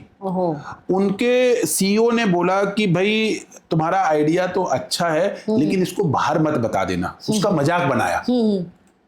हाँ जी। और वो कोडक सोनी की वजह से खत्म हो गई। आप IBM इतनी बड़ी कंपनी थी जिसने कभी एक मेन फ्रेम कंप्यूटर जिसमें कम से कम $5 बिलियन का इन्वेस्टमेंट किया था, और वो कंपनी खत्म हो गई। मतलब IBM जैसी कंपनी, जीरोक्स जैसी कंपनी खत्म हो गई। आप याहू एक ऐसी कंपनी है जो बड़े अच्छे उसके एग्जाम्पल है। गूगल $3 बिलियन में खरीदा जा सकता था, केवल $3 बिलियन में। फेसबुक को $1 बिलियन में खरीदा जा सकता था। याहू की उस समय कीमत कितनी ज्यादा थी। फिर याहू को ऑफर मिला था माइक्रोसॉफ्ट से $44 बिलियन का। 44 बिलियन। याहू ने सोल्ड नहीं किया अपने को। बाद में उनकी स्थिति इतनी खराब हुई कि 2016 में केवल $4.8 बिलियन में याहू बिक गए वेरिजोन को। अहंकार एक ऐसी चीज है जो व्यक्ति को तो क्षण भर में खत्म करता है, कंपनियों को भी खत्म करता है, देशों को भी खत्म करता है, और देश बाद में खत्म होते हैं, पहले उनकी लीडरशिप खत्म होती है। सबसे पहले जो हमारे अध्यक्ष होते हैं समाज में, मुख्यमंत्री, प्रधानमंत्री या विभिन्न मंत्री या संस्थाओं के डायरेक्टर्स, वाइस चांसलर, इनको ये कॉम्प्लेसेंट होने से बचना है। आज कुछ आपने लीडरशिप में सुना होगा कि भारत में लोगों को 18 घंटे काम करना चाहिए। वो एक पर्सपेक्टिव है। क्यों? भारत अभी विकासशील है, जो विकसित है वो कंफर्ट में जाना अफोर्ड कर सकते हैं, जैसे डेनमार्क जैसे लोग। बिल्कुल। अभी हमें मेहनत की जरूरत है, तभी तो हम डेनमार्क जैसी स्थिति में पहुंच पाएंगे कि जब हम भी रिलैक्स करेंगे। अभी हमारी जनरेशन जिस जनरेशन में है, हमारी जो यंग जनरेशन है, उसको तो मेहनत करनी ही पड़ेगी यदि भारत बिना हार्ड वर्क के। बिल्कुल। और उसमें चाहे सीनियर लीडरशिप हो या जूनियर, सभी को मेहनत करनी पड़ेगी। इसमें क्या है कि आरोप प्रत्यारोप, क्रिटिसिज्म, ये सब होता रहेगा। इसीलिए मैंने कहा फॉरगिवनेस जरूरी है, अहिंसा का मार्ग जरूरी है, एक दूसरे को क्षमा करिए, आगे बढ़िए। हाँ, पापों को क्षमा नहीं किया जा सकता। बिल्कुल। आप यदि जानबूझ के दूसरे के मार्ग में कष्ट या कांटे बो रहे हैं तो ऐसे को पनिश भी करना जरूरी है। उनको आइडेंटिफाई करके संस्थाओं से निकाला जाना जरूरी है, वरना संस्थाएं कुछ लोग खत्म कर देते हैं। चौथी चीज है यहाँ पे स्ट्रेटेजीज फॉर सेल्फ लीडरशिप में, वो है ग्रेटिट्यूड। अभी तक हमने जितनी भी बातें की उसमें आपने एक चीज नोट की होगी कि पेन और सफरिंग लगातार आई है। जी बिल्कुल, है ना। Gandhi, Manjhi, Kabir, Mandela, Martin Luther king, ये वो। तो क्या लीडर बनने के लिए, लीडरशिप पोटेंशियल रियलाइज करने के लिए सिर्फ नकारात्मक अनुभव ही करने पड़ेंगे या हम पॉजिटिव अनुभवों से भी बड़े बन सकते हैं? बिल्कुल। तो ये एक लास्ट मेरा सजेशन होगा, नहीं, हम नकारात्मक अनुभवों से बचकर भी अपने अंदर लीडरशिप पोटेंशियल को रियलाइज कर सकते हैं। हमें क्या ध्यान रखना है, वो लोग जिन्होंने हमारे लिए थोड़ा सा भी किया है, ग्रैटिट्यूड रखना। जैसे अपने पेरेंट्स, अपने टीचर्स, अपने भाई बहन या समाज का वो व्यक्ति जिसने कभी हमारी बुरे समय में मदद की है, बिल्कुल, उसको याद रखना है। हम यदि उन लोगों को याद रखें जिन्होंने हमारे लिए थोड़ा भी भला किया, तो हमें कभी नकारात्मक अनुभवों की जरूरत पड़ेगी ही नहीं। हमें हर दिन, जैसे कि हमारे कल्चर में सूर्य को जल चढ़ाना, वो हम कुछ नहीं कर रहे, केवल सूर्य को ग्रेटफुलनेस अर्पित कर रहे हैं कि हे प्रभु, आप साक्षात ईश्वर हैं, आप अपनी रोशनी हमारे जीवन में रखिए, इस पूरी प्रकृति को रोशन करिए जिससे कि प्रकृति बनी रहे। क्योंकि सूरज की रोशनी से ही पेड़ों में हरियाली है, उन पेड़ों की हरियाली से ही हमें भोजन मिलना है। तो हम सोर्स को ग्रेटिट्यूड करें, ग्रेटिट्यूड रख रहे हैं। तो ग्रेटिट्यूड क्या है? ये कोई मानवीय तत्व नहीं है, ये एक प्रकृति का तत्व है। सभी लोग सभी के प्रति ग्रेटफुल है। आपने देखा होगा इवन भगवान राम ने भी सूर्य की पूजा की। बिल्कुल। भगवान शिव जय भगवान राम के नाम का जप करते रहते हैं। केवल कुछ नहीं है, शिव अपने को जैसे ग्राउंडेड रखना, भगवान शिव में भी अहंकार ना आ जाए। भगवान विष्णु भोलेनाथ का जाप करते रहते हैं।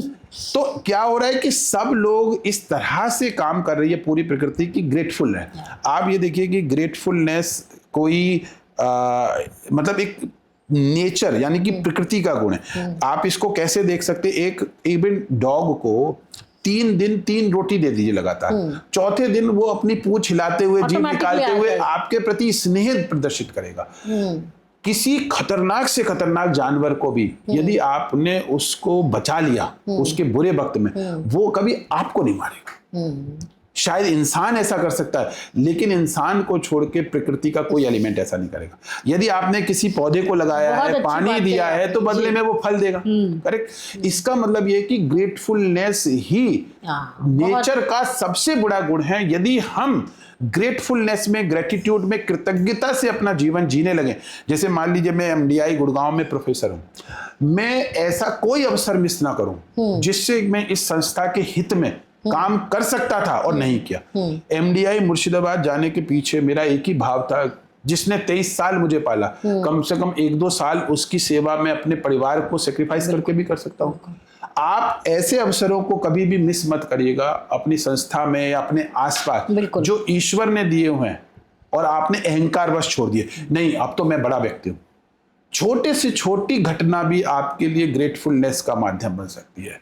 चाहे आप किसी को एक गिलास पानी पिलाइए या किसी को खाना खिलाइए, और ऐसे आप हम्बल होते हैं, ऐसे ही हम्बल होते हैं। तो ग्रेटफुलनेस कोई अजीब सी चीज नहीं है, ऐसी बहुत सारी कहानियां हैं। जैसे मैं छोटा सा मतलब इस ग्रेटफुलनेस के ऊपर बात करता हूँ। एक अमेरिकन प्रेसिडेंट हुए 27th, उनका नाम है होवार्ड टेफ्ट। 1874 की बात है, जब वो एक यंग बच्चे थे। तो एक पोलिश पियानिस्ट है, उसका नाम है पेड्रेवस्की। पेड्रेवस्की पियानो के शो करते थे, पियानो बजाते थे। अमेरिका में शो करने से उनको भारी कमाई होती थी, जैसे मान लीजिए $10,000 की। इस बार उन्होंने अपने शो को ऑर्गेनाइज करने का जो कॉन्ट्रैक्ट है वो इस यंग लड़के को दे दिया, जो बिजनेस ढूंढ रहा है, जो करियर बनाना चाह रहा है। उसने शो किया ऑर्गेनाइज, लेकिन उतना अच्छा नहीं किया जितनी के होना चाहिए था। कमाई भी कम हुई, लेकिन कमाई मान लीजिए $3 या $4,000 हुई। 10 होनी चाहिए थी, 3 ही 4 हुई। उसने वो सारा पैसा पेड्रेवस्की को दे दिया कि भाई मैं माफी मांगता हूं, मैं उतना नहीं कर पाया। पेड्रेवस्की को उसकी ईमानदारी बहुत पसंद आई कि सारा पैसा दे दिया, तो ये अपना जो इसको मतलब जैसे ऑडिटोरियम लिया या जो भी अरेंजमेंट किए, उसका खर्चा कैसे निकालेगा। तो उन्होंने पूछा तुम जब सारा मुझे दे दोगे तो उसका खर्चा कैसे निकालोगे। तो उस लड़के ने कहा कि नहीं, उसके लिए मैं अलग से मेहनत करूंगा, लेकिन मैं उतना नहीं कर पाया, मैं क्षमा चाहता हूं। तो पेड्रेवस्की को उसकी ईमानदारी और उसकी मेहनत इतनी अच्छी लगी, कहने लगे तुम you can keep all the money, I have enough for my life. तुम पहले पे कर देना सारा खर्चा, और कुछ बचे तो व्यापार कर लेना। उस लड़के ने वो सारे पैसे रख लिए और उससे फिर व्यापार किया। अब बात आती है 1909 की, जब यूरोप में भारी रिसेशन हुआ था। उस समय एक अमेरिकन प्रेसिडेंट हुए थे होवार्ड टेफ्ट, और पोलैंड भारी ऋण में था। अमेरिकन प्रेसिडेंट ने पोलैंड की बहुत बड़ी आर्थिक मदद की। तो लोगों ने पूछा कि आपने पोलैंड को ही क्यों चुना। तब उन्होंने बताया किसी के $3,000 का कर्ज मेरे ऊपर था, और ये तो कुछ मदद नहीं है, यदि जरूरत पड़ी तो और मारूंगा। तो इसका मतलब है कि जब आप ग्रेटफुलनेस से जीवन जीते, तो आप सोचिए कि लीडरशिप पोटेंशियल कितना डेवलप होता है। आप ये अंतहीन है, मतलब उतना ही गुण है जैसे कि एक छलांग में आप शायद समुद्र पार कर सकते हैं। हनुमान आपके अंदर है, लेकिन आपको 4 चीजों पर हमेशा ध्यान रखना है। पहला, मीनिंग और पर्पस। दूसरा, अपने सेल्फ कॉन्सेप्ट को इतना पावरफुल बना दीजिए कि कोई अस्त्र शस्त्र दुनिया का आपको हिला ना पाए। आपका सेल्फ मजबूत होना चाहिए। परिस्थिति कितनी भी विकराल रूप धारण कर ले, लेकिन जीत मेरी ही होगी, ये भाव धारण कर लीजिए। लेकिन ये सेल्फ कॉन्सेप्ट उसी के अंदर आएगा जिसके अंदर फॉरगिवनेस भी है, प्रकृति के प्रति वो क्षमाशील भी है और ग्रेटफुल भी है। यानी कि अंत में एक शब्द में, लीडरशिप की यात्रा यदि शुरू करनी है तो अपने सेल्फ कॉन्सेप्ट पे काम करिए। और जब आपका सेल्फ कॉन्सेप्ट मजबूत होगा तो कोई भी गोल बड़ा नहीं होगा। और यही हमारा मकसद है, सर्वे भवन्तु सुखिनः, सर्वे सन्तु निरामया, सर्वे भद्राणि पश्यन्तु मा कश्चित् दुःख भाग् भवेत्। जी, चलते चलते बस एक सवाल आपसे और पूछना चाहूंगी कि अगर मान लीजिए भगवान श्री कृष्ण किसी ऑर्गेनाइजेशन के CEO हो जाएं, तो वो क्या उनकी लीडरशिप स्टाइल होगी? सरलता। भगवान कृष्ण को एक बार शकुनी ने ऑफर दिया था द्रुत कीड़ा का युद्ध के क्षेत्र में, क्योंकि द्रुत कीड़ा की वजह से ये युद्ध हो रहा है। तो शकुनी चाहते थे कृष्ण को हरा सकते थे, और उनको सारे पासे पर कंट्रोल था। जब उन्होंने अपने पासे चले तो भगवान कृष्ण की चाल आई। भगवान कृष्ण का पास, मैं अपनी चाल ही नहीं चलूंगा, तुम चाल चलते रहो, और तुम अपनी चाल में स्वतः फंस जाओगे। मैं इन चालों से मुक्त हूं, क्योंकि यदि तुम मुझे पाना चाहते हो तो सिर्फ प्रेम से पा सकते हो।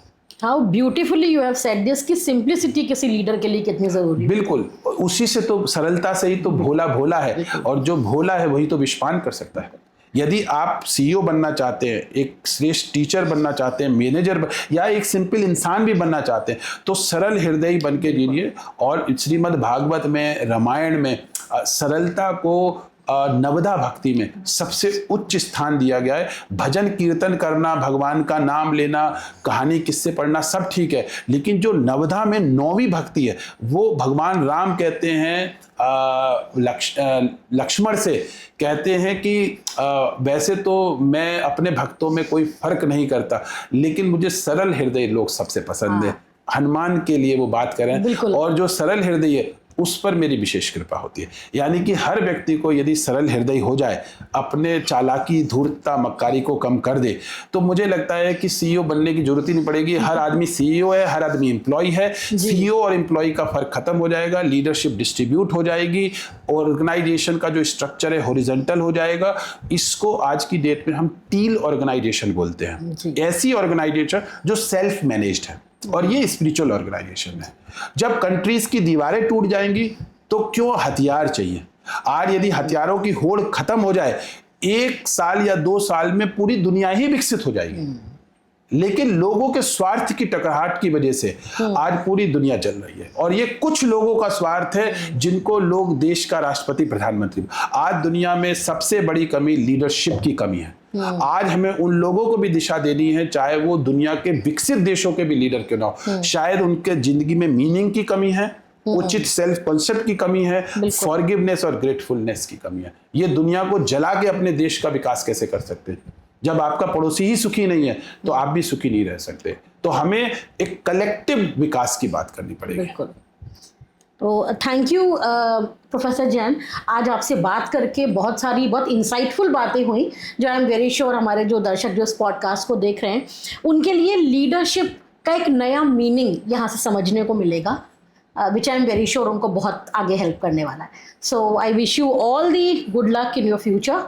Thank you so much for coming on this podcast. Thank you, और आपको बहुत बहुत शुभकामनाएं आपकी संस्था के लिए, जो आप एक खुद में एक मीनिंगफुल जर्नी पर है। और आपके इस पॉडकास्ट के माध्यम से मुझे लगता है कि दुनिया के करोड़ों लोग लाभान्वित होंगे, और आप इसी तरह अपने पॉडकास्ट को मीनिंगफुल तरीके से बनाएं और लोगों तक लेके जाएं। हो सकता है उनको इस पॉडकास्ट के माध्यम से एक नया मीनिंग मिले, जैसे कि संजीव कुमार साहब ने जय और वीरू को मीनिंग दिया था। Thank you so much. Thank you. Anandam. Anandam. Anandam.